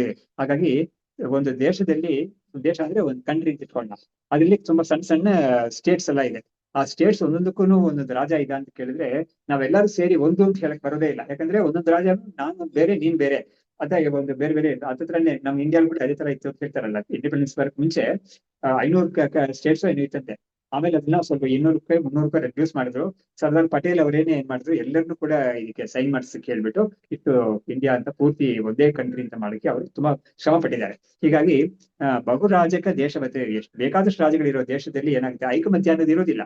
ಹಾಗಾಗಿ ಆ ತರ ಇಲ್ಲೂ ಕೂಡ ಏನಾಗುತ್ತೆ, ಅನೇಕ ಈಶ್ವರರಿದ್ದು ಅಂತ ಹೇಳಿದ್ರೆ ಐಕಮತ್ಯ ಅನ್ನೋದು ಇರೋದಿಲ್ಲ ಅಂತ ಹೇಳ್ಬಿಟ್ಟು, ಉಕ್ತ ದೋಷ ನಿವೃತ್ತಿಯರ್ಥಂ ಗುರುಹು ವಚನಂ ಅಬ್ರವೀತ್ ಶ್ರೋತ್ರಸ್ಯ ಶ್ರೋತ್ರಂ ಇತ್ಯಾದಿ ತದರ್ಥಃ ತು ವ್ಯಭಿಚ್ಯತೆ. ಸೊ ಹಾಗಾಗಿ ಈ ಒಂದು ದೋಷ ಇದೆಯಲ್ಲ, ಅನೇಕರು ಈಶ್ವರರಿದ್ದಾರೆ ಅಂತ ಒಂದು ದೋಷ ಬರ್ತಲ್ಲ, ಅದನ್ನೆಲ್ಲ ನಿವಾರಣೆ ಮಾಡಕ್ಕಾಗಿ ಏನ್ ಮಾಡ್ತಾ ಇದಾರೆ, ಶ್ರೋತ್ರಕ್ಕೊಂದು ಈಶ್ವರ, ಕಣ್ಣಿಗೆ ಒಂದು ಈಶ್ವರ ಅಂತ ಹೇಳಿದ್ರೆ ಅನೇಕ ಈಶ್ವರ ಅಂತ ಆಗುತ್ತೆ ಅದು. ಆದ್ರೆ ಹೇಳ್ಬಾರ್ದು ಅಂತ ಹೇಳ್ಬಿಟ್ಟು ಗುರು ಇವಾಗ ಉತ್ತರ ಕೊಡ್ತಾ ಇದ್ದಾರೆ. ಅಲ್ಲಿ ಉಪನಿಷತ್ ಬರೋದು ಏನು ಅಂತ ಹೇಳಿದ್ರೆ, ಶ್ರೋತ್ರಸ್ಯ ಶ್ರೋತ್ರ ಮನಸೋ ಮನಃ ಚಕ್ಷು ವಾಚೋಹ ವಾಚಂ ಅಂತೆಲ್ಲ ಬರ್ತಾ ಇದ್ರು. ಹಾಗಾಗಿ ಇದು ಸ್ವಲ್ಪ ಒಗ್ಗಟ್ಟು ತರ ಇರುತ್ತೆ. ಅದು ಕಣ್ಣಿಗೆ ಕಣ್ಣು, ಕಿವಿಗೆ ಕಿವಿ, ಮನಸ್ಸಿಗೆ ಮನಸ್ಸು ಅಂತ ಹೇಳಿದಾಗ ಏನಪ್ಪಾ ಇದು ಏನೋ ಅರ್ಥನೇ ಆಗ್ತಾ ಇಲ್ವಲ್ಲ ಅಂತೇಳಿ ಅದನ್ನೆಲ್ಲ ಬಿಡಿಸಿ ತೋರಿಸ್ತಾರೆ ಇವರು. ಹಾಗಾಗಿ ಅದನ್ನ ಮುಂದಕ್ಕೆ ಅವ್ರು ತೋರಿಸ್ತಾರೆ ಅಂತ. ಹಾಗಾಗಿ ಯಾರದು ಅಂತ ಕೇಳಿದ್ರೆ ಅದಕ್ಕೆ ಅಂತರ್ಯಾಮಿ ಅಂತ ಹೆಸರು. ಅದಕ್ಕೆ ಇವಾಗಲೇ ಬರೋದು ಇವ ಅಂತ ಪ್ರವಿಶ್ಯ ಮಮ ವಾಚಿಮಿಮಾಂ ಪ್ರಸುಪ್ತಾಂ ಅಂತ ಬರೋದು ಅಲ್ಲೇನೆ. ಹಾಗಾಗಿ ಅಂತರ್ಯಾಮಿ ಏಕಃ ಈಶಃ ಸಚ ಸರ್ವಂ ನಿಯಚ್ಛತಿ ಅಧೀಯಂತೆ ಪೃಥಿವ್ಯಾದೌ ಸ್ಥಿತಂ ವಾಜಸ್ನೇನಃ. ಹೀಗಾಗಿ ಈ ಒಂದು ಅಂತರ್ಯಾಮಿ ಅನ್ನೋದು ಇದರಲ್ಲಿ ಬೃಹದಾರಣ್ಯಕದಲ್ಲಿ ಬರೋದನ್ನ ಇವರಲ್ಲಿ ಇದು ಮಾಡ್ತಾ ಇದ್ದಾರೆ, ರಿಕಾಲ್ ಮಾಡ್ತಾ ಇದ್ದಾರೆ. ಅಲ್ಲಿ ಅಂತರ್ಯಾಮಿ ಬ್ರಾಹ್ಮಣಂ ಅಂತ ಒಂದಿದೆ. ಅದು ಅದರಲ್ಲಿ ಒಂದು ದೊಡ್ಡ ಲಿಸ್ಟ್ ಬರುತ್ತೆ. ನಮ್ಮ ಇದರಲ್ಲಿ ಪ್ರಕೃತಿಯಲ್ಲಿ ಏನೇನಿದೆಯೋ, ಏನು ಕತ್ತಲೆ ಅನ್ನೋದು ಕೂಡ ಒಂದು ವಸ್ತು ಅಂತ ತಗೊಂಡಿದ್ದಾರೆ, ತಮಸ್ ಅನ್ನೋದನ್ನ ಒಂದು ವಸ್ತು ತಗೊಂಡಿದ್ದಾರೆ. ಹೀಗೆ ಪೃಥ್ವಿ, ಎಲ್ಲ ಪಂಚಭೂತಗಳು ಎಲ್ಲವನ್ನೂ ಕೂಡ ತಗೊಂಡು ಏನ್ ಮಾಡುತ್ತೆ, ಒಂದು ದೊಡ್ಡ ಲಿಸ್ಟ್ ಕೊಡುತ್ತೆ. ಅದು ಎಲ್ಲದರಲ್ಲೂ ಕೂಡ ಒಂದು ದೇವತೆ ಇದೆ ಇಲ್ಲಿ. ಅಂದ್ರೆ ಪೃಥ್ವಿ ಅನ್ನೋದು ಬರೀ ಜಡ ಅಲ್ಲ, ಅದು ಅದಕ್ಕೊಂದು ದೇವತೆ ಇದೆ. ಅದರಿಂದ ಈ ತರ ಒಂದು ಹೇಳ್ತಾ ಇದ್ದಾರೆ. ಪೃಥ್ವಿ ದೇವತಾ ಅಂತ ಒಂದಿದೆಯಲ್ಲ, ಆ ದೇವತೆಗೆ ಪೃಥ್ವಿ ದೇವತೆ ಅಂತ ಒಂದಿದೆಯಲ್ಲ, ಪೃಥ್ವಿ ಅನ್ನೋ ಒಂದು ವಿಷಯ ನಡೆಸ್ತಾ ಇರೋದು. ಆ ಪೃಥ್ವಿ ದೇವತೆಗೆ ಒಳಗಡೆ ಒಂದು ಚೈತನ್ಯ ಇದೆ, ಅದಕ್ಕೆ ಅಂತರ್ಯಾಮಿ ಅಂತ ಹೆಸರು. ಆದ್ರೆ ಆ ಪೃಥ್ವಿ ದೇವತೆಗೆ ತನ್ನ ಒಳಗಡೆ ಇದ್ಕೊಂಡು ಇದನ್ನ ಮಾಡ್ತಾ ಇದೆ ಅಂತ ಗೊತ್ತಿಲ್ಲ ಅದಕ್ಕೆ. ಹಾಗಾಗಿ ಅದು ಗೊತ್ತಿಲ್ಲದೇನೆ ಒಳಗಡೆ ಇದ್ಕೊಂಡು ಏನು ಸೀಕ್ರೆಟ್ ಆಗಿ ಒಂದು ರಹಸ್ಯವಾಗಿ ಒಳಗಡೆ ಇದ್ಕೊಂಡು ಇದು ಮಾಡ್ತಾ ಇದೆ. ಆದ್ರೆ ಪೃಥ್ವಿ ದೇವತೆಗೆ ಅದು ಒಳಗಡೆ ಇದೆ ಅಂತ ಗೊತ್ತಿಲ್ವೋ ಅಂತದ್ದೇ ಅದಕ್ಕೆ ಅಂತರ್ಯಾಮಿ ಅಂತ ಹೆಸರು. ಅದೇ ನಿನ್ನ ಆತ್ಮ, ನನ್ನ ಆತ್ಮ, ಎಲ್ಲರ ಆತ್ಮನೂ ಅದೇ ಅಂತ ಅವರು ಉಪದೇಶ ಮಾಡ್ತಾರೆ. ಆ ಒಂದು ವಾಕ್ಯ ಕೂಡ ಅಂತರ್ಯಾಮಿ ಅಮೃತಃ ಏನು ಏಷತೆ ಆತ್ಮ ಅಂತರ್ಯಾಮಿ ಅಮೃತಃ ಅಂತ ಅಲ್ಲಿ ವಾಕ್ಯ ಬರ್ತದೆ. ಏಷತೆ ಆತ್ಮ ಅಮೃತಃ ಅಂತ. ನಿನ್ನ ಆತ್ಮ ಅದೇನೇ, ಅದು ಅಂತರ್ಯಾಮಿನೇ ನಿನ್ನ ಆತ್ಮ. ಅದು ಅಮೃತಃ ಅಂದ್ರೆ ಇಟ್ ಇಸ್ ಎಟರ್ನಲ್ ಅಂತ, ಅದಕ್ಕೆ ನಾಶ ಇಲ್ಲ ಅಂತ. ಅವಾಗ ತತ್ವಮಸಿ ಆಮೇಲೆ ಕ್ಷೇತ್ರಜ್ಞಂ ಚಾಪಿ ಮಾಂ ವಿದ್ಯೆ ಅಂತ ಹೇಳೋ ತರ ಮಹಾವಾಕ್ಯ ಇದು. ಏಷತ ಆತ್ಮ ಅಮೃತಃ ಅಂತ ಹೇಳೋದು ಮಹಾವಾಕ್ಯ. ಯಾವ ಒಂದು ಚೈತನ್ಯ ಒಳಗಡೆ ಇದ್ಕೊಂಡು ಇದೆಲ್ಲ ಮಾಡ್ತಾ ಇದೆಯೋ ಆ ಚೈತನ್ಯವೇ ನೀನು, ಅದೇ ನಿನ್ನ ವಾಸ್ತವಾದ ಆತ್ಮ ಅಂತ ಹೇಳ್ತಾ ಇದೆ. ಹಾಗಾದ್ರೆ ಏನಾಯ್ತು, ನೀನು ಜಡ ಅಲ್ಲ, ನೀನು ಶರೀರಾದಿಗಳು ಮನಸ್ಸಲ್ಲ ಯಾವ್ದು ನೀನು ಅಲ್ವೇ ಇಲ್ಲ, ಆ ಅಂತರ್ಯಾಮಿ ಚೈತನ್ಯವೇ ನೀನು ಅಂತ ಅಲ್ಲಿ ಮಹಾವಾಕ್ಯದ ಅರ್ಥ ಮಾಡ್ತಾ ಇದೆ. ಹೀಗೆ ಅಂತರ್ಯಾಮಿ ಏಕ ಏವ ಈಶಃ, ಅಂತರ್ಯಾಮಿ ಅನ್ನೋದು ಒಂದೇ ಈಶ್ವರ, ಅದೊಂದೇನೆ. ಸಚ ಸರ್ವಂ ನಿಯಚ್ಚತಿ, ಒಂದೇನೆ ಎಲ್ಲವನ್ನೂ ಕೂಡ. ಯಾವ್ದನ್ನ ಬಾಡಿ ಮೈಂಡ್ ಕಾಂಪ್ಲೆಕ್ಸ್ ಇಷ್ಟೊಂದು ಹೇಳಿದ್ರಲ್ಲ, ಇಂದ್ರಿಯಗಳು, ಮನಸ್ಸು, ಪ್ರಾಣ ಇದೆಲ್ಲವೂ ಇದೆಯಲ್ಲ, ಅದೆಲ್ಲವನ್ನೂ ಕೂಡ ಈ ಅಂತರ್ಯಾಮಿನೇ ನಿಯಮನ ಮಾಡೋದು, ನಿಯಚಿತ ನಿಯಮನ ಮಾಡೋದು. ಅಜಿಯಂತೆ ಪೃಥಿವ್ಯಾದೋ ಸ್ಥಿತಂ ವಾಜಸನೇನ. ವಾಜಸನೇ ಅಂತ ಹೇಳಿದ್ರೆ ಬೃಹದಾರಣ್ಯಕ ಹೇಳ್ತಲ್ಲ, ಅವ್ರು ಈ ತರ ಹೇಳ್ತಾರೆ ಅಂತ ಹೇಳ್ತಾ ಇದ್ದಾರೆ. ಅಲ್ಲಿ ಬರೋ ಅಂತರ್ಯಾಮಿ ಬ್ರಾಹ್ಮಣವನ್ನ ಇವರು ರಿಕಾಲ್ ಮಾಡ್ತಾ ಇದ್ದಾರೆ. ಸ್ಥಿತ್ವಾ ಮನಸಿ ಆಂತರೋ ಅಸ್ಮಾತ್ ಜ್ಞಾಯತೆ ಮನಸಾ ನಸಾಹ ಮನಃ ತಸ್ಯ ಶರೀರಂ ಸ್ಯಾತ್ ನೇಚ್ಛತಿ ಆಂತರೋ ಮನಃ ಅಂತ ಹೇಳ್ಬಿಟ್ಟು ಸ್ವಲ್ಪ ಇದು ಕೂಡ ಒಗ್ಗಡ್ತರ ಇದೆ. ಬಟ್ ಇವ್ರು ಚೆನ್ನಾಗಿ ಬಿಡಿಸಿ ಹೇಳ್ತಾ ಇದ್ದಾರೆ. ಅಲ್ಲಿ ಹೇಳಿರೋದನ್ನೇ ಇವ್ರ ವರ್ಡ್ಸ್ ಅಲ್ಲಿ ಹೇಳ್ತಾ ಇದ್ದಾರೆ. ಆ ಒಂದು ಅಂತರ್ಯಾಮಿ ಮನಸ್ಸಲ್ಲಿದೆ. ಯಾಕಂದ್ರೆ ಆ ಮನಸ್ಸಲ್ಲಿ ಇದ್ಕೊಂಡೇ ಅದು ಕೆಲಸ ಮಾಡ್ಬೇಕಾಗಿದೆ. ಎಲ್ಲಾ ಶರೀರದಲ್ಲೂ ಕೂಡ ಅಂತರ್ಯಾಮಿ ಎಲ್ಲಿದ್ದಾನೆ ಅಂತ ಕೇಳಿದ್ರೆ, ಭಗವಂತ ಎಲ್ಲಿದ್ದಾನೆ ಅಂತ ಕೇಳಿದ್ರೆ ಶಾಸ್ತ್ರನ ಹೇಳುತ್ತೆ. ನಾವು ಕೂಡ ಇದನ್ನೇ ಮುಟ್ಕೊಳ್ತೀವಿ. ನಾವು ಯಾರು ನೀನು ಅಂದ್ರೆ ನಾನು ಇದು ಅಂತ ಹೇಳ್ತೀವಿ. ಅಲ್ಲಿಂದಾನೇ ಅದರಲ್ಲೇ ಒಂದು ಮಹಾವಾಕ್ಯ ಸೇರ್ಕೊಂಡಿದೆ. ಅದು ಪ್ರತಿಯೊಬ್ಬರು ಕೂಡ ನಾನೇಪ್ಪ ಇದು ಅಂತ ಹೇಳುವಾಗ, ನಾನೇ ಬರ್ತಾ ಇದ್ದೀನಿ ಅಂತ ಹೇಳುವಾಗ ತನ್ನ ಮನಸ್ಸಿಗೆ ತನ್ನ ಎದೆ ಮುಟ್ಕೊಳ್ತಾನೆ ನಾವು. ಹಾಗಾಗಿ ಆದ್ರೆ ವೇದಾಂತದಲ್ಲಿ ಮನಸ್ಸು ಅನ್ನೋದಕ್ಕೆ ಸ್ಥಾನ ಯಾವ್ದು ಅಂತ ಕೇಳಿದ್ರೆ, ಈ ಹಾರ್ಟ್ ಅಂತ ಹೇಳ್ತೀವಲ್ಲ, ಹೃದಯದ ಮಾಂಸ ಪಿಂಡ ಅಂತ ಇದೆಯಲ್ಲ, ಈ ಫಿಸಿಕಲ್ ಹಾರ್ಟ್ ಅನ್ನೇನೆ ಮನಸ್ಸು ಅನ್ನೋದಕ್ಕೆ ಸ್ಥಾನವಾಗಿ ಹೇಳಿದ್ದಾರೆ. ಬ್ರೈನ್ ಅದನ್ನ ಹೇಳಿಲ್ಲ, ಇದನ್ನೇ ಹೇಳಿದ್ದಾರೆ. ಹಾಗಾಗಿ ಆ ಚೈತನ್ಯ ಕೂಡ ಎಲ್ಲಿ ರಿಫ್ಲೆಕ್ಟ್ ಆಗ್ತಾ ಇದೆ ಅಂತ ಕೇಳಿದ್ರೆ, ಶುದ್ಧ ಚೈತನ್ಯ ಈ ಮನಸ್ಸಲ್ಲಿ ರಿಫ್ಲೆಕ್ಟ್ ಆಗ್ತಾ ಇದೆ.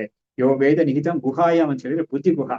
ಹಾಗಾಗಿ ಮನಸ್ಸು, ಬುದ್ಧಿ, ಅಹಂಕಾರ ಅಂತ ಚಿತ್ತ ಅಂತ 4 ಸೇರಿ ಒಂತಾನೆ. ಹಾಗಾಗಿ ಅದರಲ್ಲಿ ರಿಫ್ಲೆಕ್ಟ್ ಆಗ್ತಾ ಇರೋದು. ಹೀಗೆ ಸ್ಥಿತ್ವ ಮನಸ್ಸಿ ಆಂತರೋ ಅಸ್ಮಾತ್ ಅಂದ್ರೆ ಏನಾಯ್ತು, ಮನಸ್ಸಲ್ಲಿ ಇಟ್ಕೊಂಡಿದೆ ಅದು. ಆದ್ರೆ ಮನಸ್ಸಿಗಿಂತನೂ ಒಳಗಡೆ ಇದೆ ಅದು ಅಂತ. ಮನಸ್ಸಿಗಿಂತ ಒಳಗಡೆ ಏನಂದ್ರೆ ಮನಸ್ಸು ಅಂತ ಒಂದು ದ್ರವ್ಯ ಇದೆಯಲ್ಲ, ಅದ್ರ ಒಳಗಡೆ ಇದೆ ಅದು ಅಂತರ ಅಸ್ಮಾತ್. ಜ್ಞಾಯತೆ ಮನಸಾನಸಹ, ಆದ್ರೆ ಮನಸ್ಸು ಕೂಡ ಈ ಅಂತರ್ಯಾಮಿ ನನ್ನ ಒಳಗಡೆ ಇದ್ದಾನೆ ಮನಸ್ಸು ಕೂಡ ಗೊತ್ತಿಲ್ಲ. ಯಾಕಂದ್ರೆ ಮನಸ್ಸು ಜಡ, ತಾನಾಗಿ ಜಡ ಅದು. ಮನಃ ತಸ್ಯ ಶರೀರಂ ಸ್ಯಾತ್, ಆದ್ರೆ ಈ ಅಂತರ್ಯಾಮಿ ಇದೆಯಲ್ಲ ಅದಕ್ಕೆ ಶರೀರ ಯಾವ್ದು ಅಂತ ಕೇಳಿದ್ರೆ ಮನಸ್ಸು. ಯಾವ್ದಕ್ಕೆ ಶರೀರ ಅಂತ ಹೇಳ್ತಾ ಇದ್ದಾರೆ ಅಂದ್ರೆ, ಮನಸ್ಸು ಅಂತರ್ಯಾಮಿ ಅನ್ನೋದು ಯಾವ್ದೋ ಒಂದು ಸ್ಟೇಷನ್ ನಲ್ಲಿ ಇಟ್ಕೊಂಡು ಕೆಲಸ ಮಾಡ್ಬೇಕಾಗಿದೆ. ಇಟ್ ರಿಕ್ವೈರ್ಸ್ ಸಮ್ ಉಪಾಧಿ.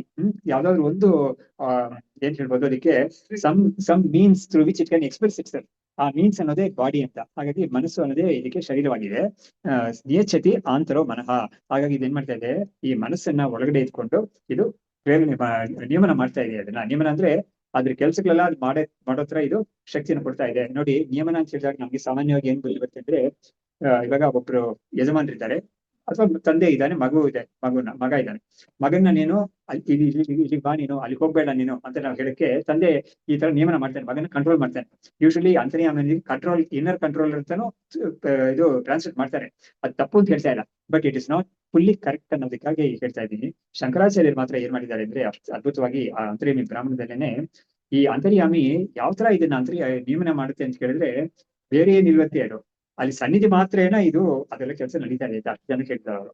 ಯಾರೋ ನೋಡಿ, ಸಾಮಾನ್ಯವಾಗಿ ಏನ್ ಅನ್ಕೊಳ್ತೀವಿ, ಒಳಗಡೆ ಇದ್ಕೊಂಡು ಏನೋ ಒಂದು ಇವನ್ನ ಪೂರ್ತಿ ಕಂಟ್ರೋಲ್ ಮಾಡ್ತಾ ಇದೆ, ಇವ್ನ್ ಏನೇನ್ ಮಾಡಿದ್ರು ಕೂಡ ಅವನಿಗೆ ಅದು ಪರ್ಮಿಷನ್ ಎಲ್ಲ ಮಾಡ್ತಾ ಇದೆ, ಇವ್ನ್ ಏನೇನ್ ಮಾಡ್ಬಾರ್ದು ಅನ್ನೋದು ಕೂಡ ಇದೇ ಮಾಡ್ಸೋದಿಲ್ಲ ಅವನ ಕೈಗೆ ಅಂತ ನಾವು ಅನ್ಕೊಳ್ತೀವಿ.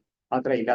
ಭಗವದ್ಗೀತೆಯಲ್ಲಿ ಕೂಡ ಹನುಮಂತ ಅಂತ ಒಂದು ಶಬ್ದವಿದೆ. ಹನುಮಂತ ಹನುಮನೆ ಅಂದ್ರೆ ಹನುಮಂತ, ಉಪದ್ರಷ್ಟ ಹನುಮಂತ ಅಂತ ಒಂದಿದೆ. ಹನುಮಂತ ಅಂತ. ಈ ಹನುಮಂತ ಅನ್ನೋದು ಏನು ಅಂತ ಹೇಳಿದ್ರೆ ಅನುಮತಿ ಕೊಡೋದು ಅಂತ ಅರ್ಥ.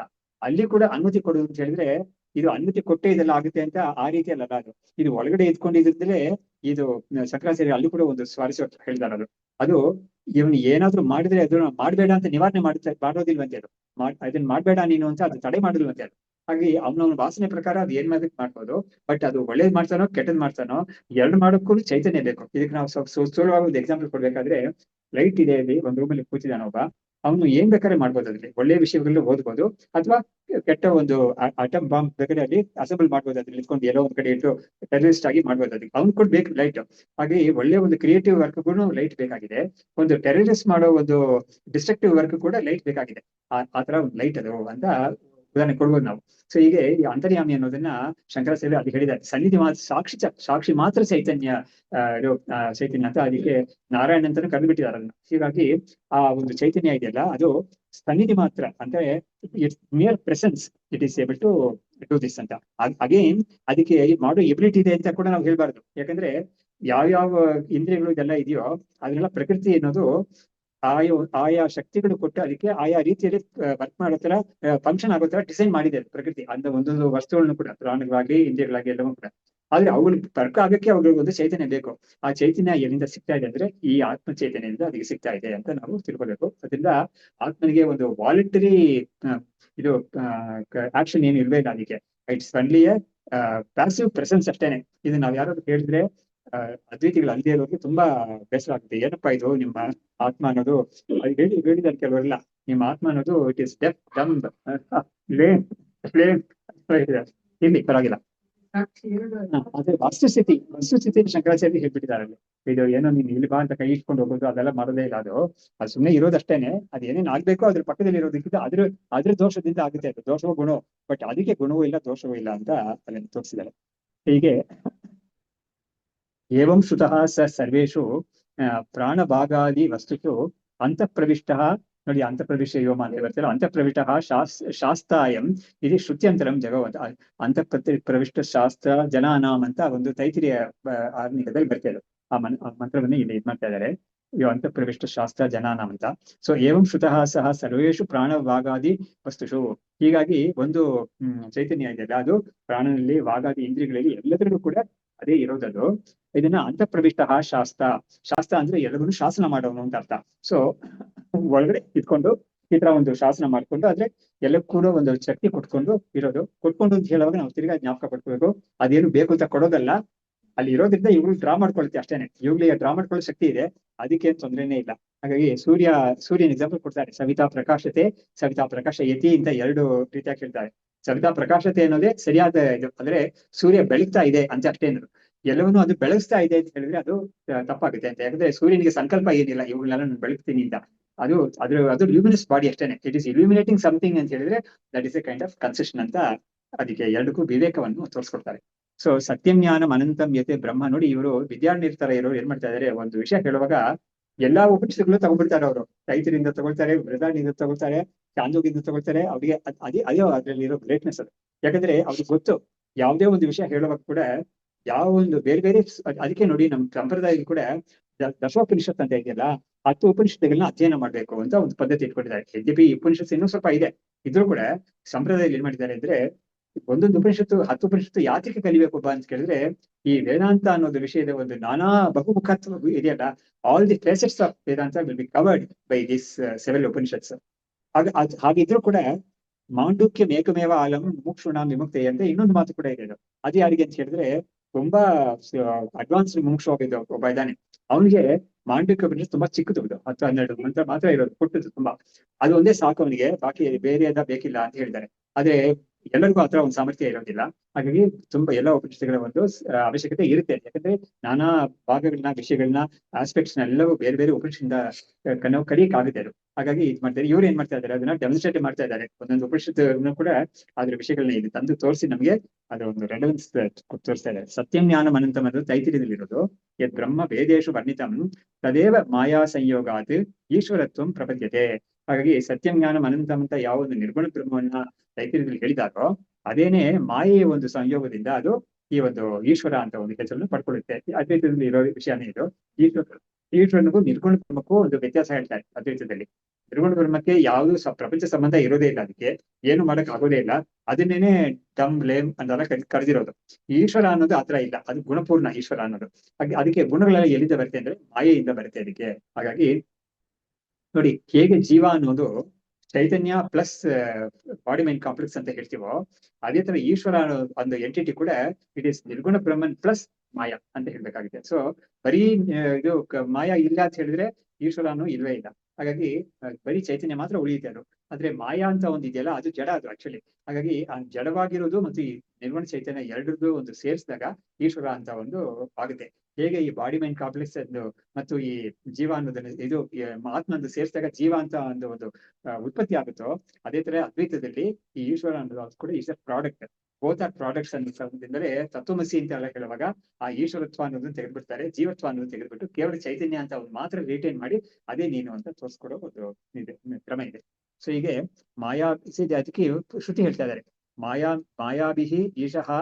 ಅದಕ್ಕೆ ಮುಂಚೆ ಮಾಯಾಂತು ಪ್ರಕೃತಿಂ ವಿದ್ಯಾತ್ ಮಾಯಿನಂತು ಮಹೇಶ್ವರಂ ಪರಾಸ್ಯ ಶಕ್ತಿ ವಿವಿಧ ತಾಹ ಮಾಯಾಶಕ್ತಿಯೋ ಅಖಿಲಾಹ ಅಂತ ಹೇಳ್ಬಿಟ್ಟು ಶ್ವೇತಾಶ್ವತರ ಉಪನಿಷತ್ತಿಂದ ಒಂದು ವಾಕ್ಯ ಇರೋದು.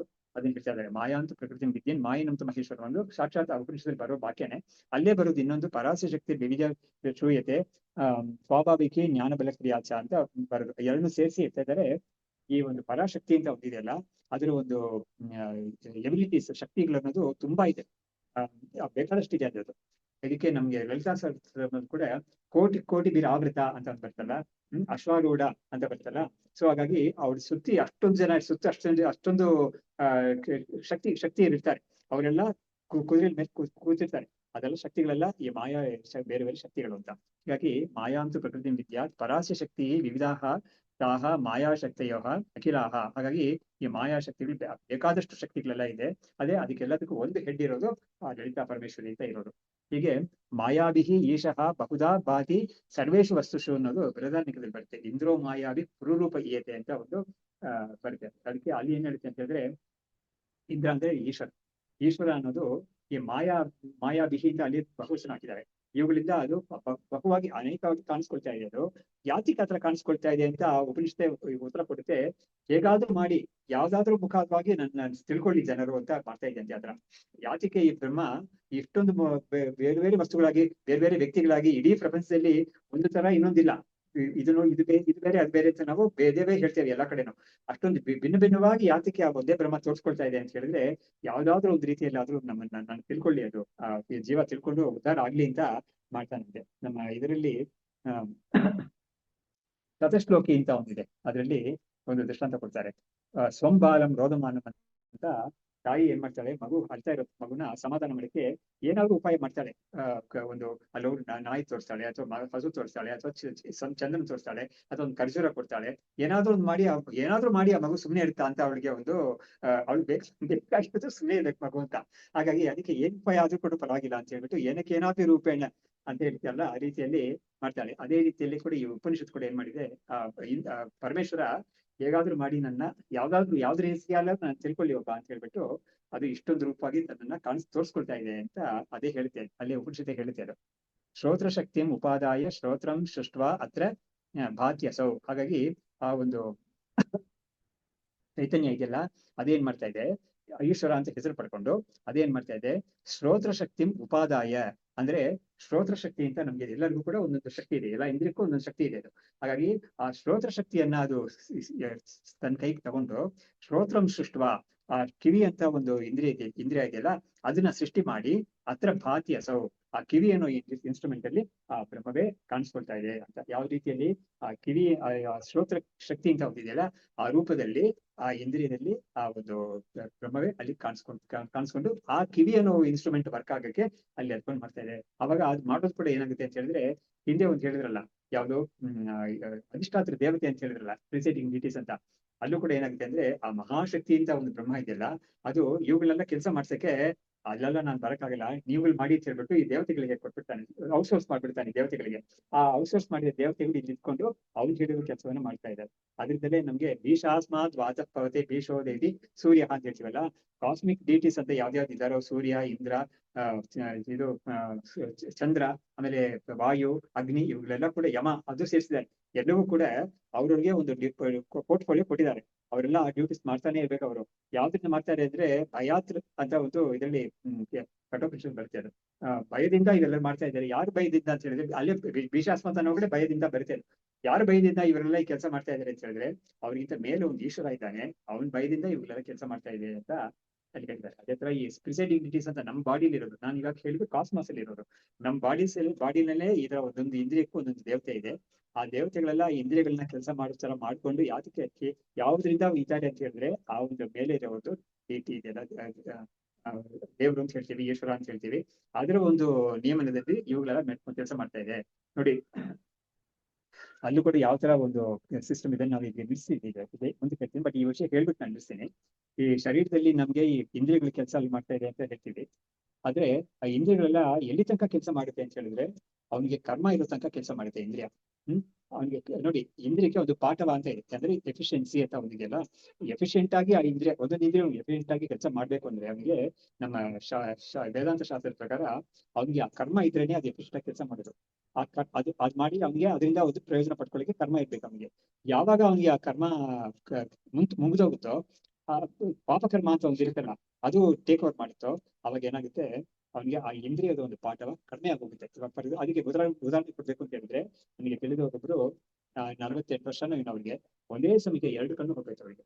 ಡಯಾಬಿಟಿಕ್ ಇದ್ರು ಅವರು, ಬಟ್ ಕಣ್ಣು ಹೊರಟೋಯ್ತು. ಅದು ಎಷ್ಟೆಷ್ಟೋ ಮಾಡಿದ್ರು, ಟ್ರೈ ಮಾಡಿದ್ರು, ಏನೇನೋ ಚಿಕಿತ್ಸೆ ಎಲ್ಲ ಮಾಡಿದ್ರು, ಬರಲೇ ಇಲ್ಲ. ಹಾಗಾಗಿ ಏನಾದಕ್ಕೆ ಏನು ಕಾರಣ ಅಂತ ಹೇಳಿದ್ರೆ, ಶಾಸ್ತ್ರ ಹೇಳೋ ಕಾರಣ ಅಂತ ಹೇಳಿದ್ರೆ, ಅವನಿಗೆ ಆ ಪರ್ಟಿಕ್ಯುಲರ್ ವ್ಯಕ್ತಿಗೆ ಎಲ್ಲಿ ತನಕ ಅವನಿಗೆ ಫೇವರಬಲ್ ಕರ್ಮ ಅಂತ ಇತ್ತೋ ಅಲ್ಲಿ ತನಕ ಆ ದೇವತೆಗಳಲ್ಲಿ ಇರೋರು ಅದಕ್ಕೆ ಅನುಕೂಲ ಮಾಡ್ತಾ ಇದ್ರು. ಯಾವಾಗ ಅವನಿಗೆ ಈ ಫೇವರಬಲ್ ಕರ್ಮ ಅನ್ನೋದು ಸ್ಟಾಕ್ ಮುಗಿದೋಯ್ತೋ, ಅವಾಗ ಏನಾಗುತ್ತೆ, ಅಧಿಷ್ಠಾತ್ರ ದೇವತೆಗಳು ಆ ಅನುಗ್ರಹವನ್ನ ವಿಡ್ರಾ ಮಾಡ್ಕೊಂಡ್ಬಿಡ್ತಾರೆ. ಅವ್ರಿಗೆ ನಿಮ್ಗೆ ಶಾಪ ಕೊಡ್ಬೇಕು ಅಂತ ಏನಿಲ್ಲ, ದಟ್ ಇಸ್ ಹೌ ದಿ ಪ್ರಕೃತಿ ಇಸ್ ಫಂಕ್ಷನಿಂಗ್ ಅಂತ. ಸೊ ಅವರು ಸುಮ್ನೆ ಕೊಡೋದಿಲ್ಲ. ಅದಕ್ಕೆ ಯಾವ್ದಾರು ಹೇಳ್ತಾರೆ, ದೇವರು ಅನ್ನೋರು ಒಂದು ವ್ಯಾಪಾರಿ, ನೀನು ಕೊಟ್ರೇನೆ ಕೊಡ್ತಾನವನು ಅಂತ. ಕೊಟ್ರೆ ನೀನ್ ಕೊಡೋದೇನೋ ಕರ್ಮ, ನಿನ್ ಕರ್ಮವನ್ನು ಕೊಡ್ಬೇಕು ಅವನಿಗೆ, ಅವಾಗ್ಲೇ ನಿನ್ಗೆ ಅವನು ಕೊಡ್ತಾನೆ. ದೇವಾನ್ ಭಾವತೆ ಅನೇನ ದೇವ ಭಾವಯುತವಹ ಅಂತ ಹೇಳ್ಬಿಟ್ಟು ಇದೆಲ್ಲ ಗೀತೆಯಲ್ಲಿ 3ನೇ ಅಧ್ಯಾಯದಲ್ಲಿ ಅಲ್ಲಿ ಕೂಡ ಇದೆ. ನೀವು ದೇವತೆಗಳಿಗೆಲ್ಲ ನೀವು ಯಜ್ಞ ಅದೆಲ್ಲ ಮಾಡಿ ಅವರಿಗೆ ಹವಿಸೆಲ್ಲ ಕೊಡಿ ನೀವು. ಆಮೇಲೆ ಅವ್ರು ಹೇಳಿರೋದೆಲ್ಲ ನೀವು ಮಾಡ್ತಾ ಇರಿ ಸರಿಯಾಗಿ, ಪಂಚ ಯಜ್ಞ ಅಂತೆಲ್ಲ ಇದೆಲ್ಲ ಅದೆಲ್ಲ ಮಾಡ್ತಾ ಇರಿ, ವೈಶ್ವದೇವ ಇದೆಲ್ಲ ಮಾಡ್ತಾ ಇರಿ ನೀವು. ಅವಾಗ ಅದರಿಂದ ಪ್ರೀತರಾಗಿ ಅವರು ನಿಮಗೆ ಮಳೆ ಬೆಳೆ ಎಲ್ಲ ಕೊಡ್ತಾರೆ. ಹೀಗೆ ಪರಸ್ಪರ ಭಾವೆಯಿಂದ ಶ್ರೇಯ ಪರಮ ವಾಪ್ಸ್ಯದ ಅಂತ ಅಲ್ಲಿ ಬರ್ತದೆ. ಸೊ ಈ ಸಿಸ್ಟಮ್ ಒಂದು ಎಕೋ ಸಿಸ್ಟಮ್ ಅಂದ್ರೆ ಅಷ್ಟು ಚೆನ್ನಾಗಿ ಇದೆ ಅನ್ನೋದನ್ನ ನಮ್ಗೆ ವೇದ ಇದರಿಂದ ತಿಳಿಯುತ್ತೆ ನಮಗೆ. ಸೊ ಇಲ್ಲಿ ನಾವು ನಿಲ್ಲಿಸೋಣ.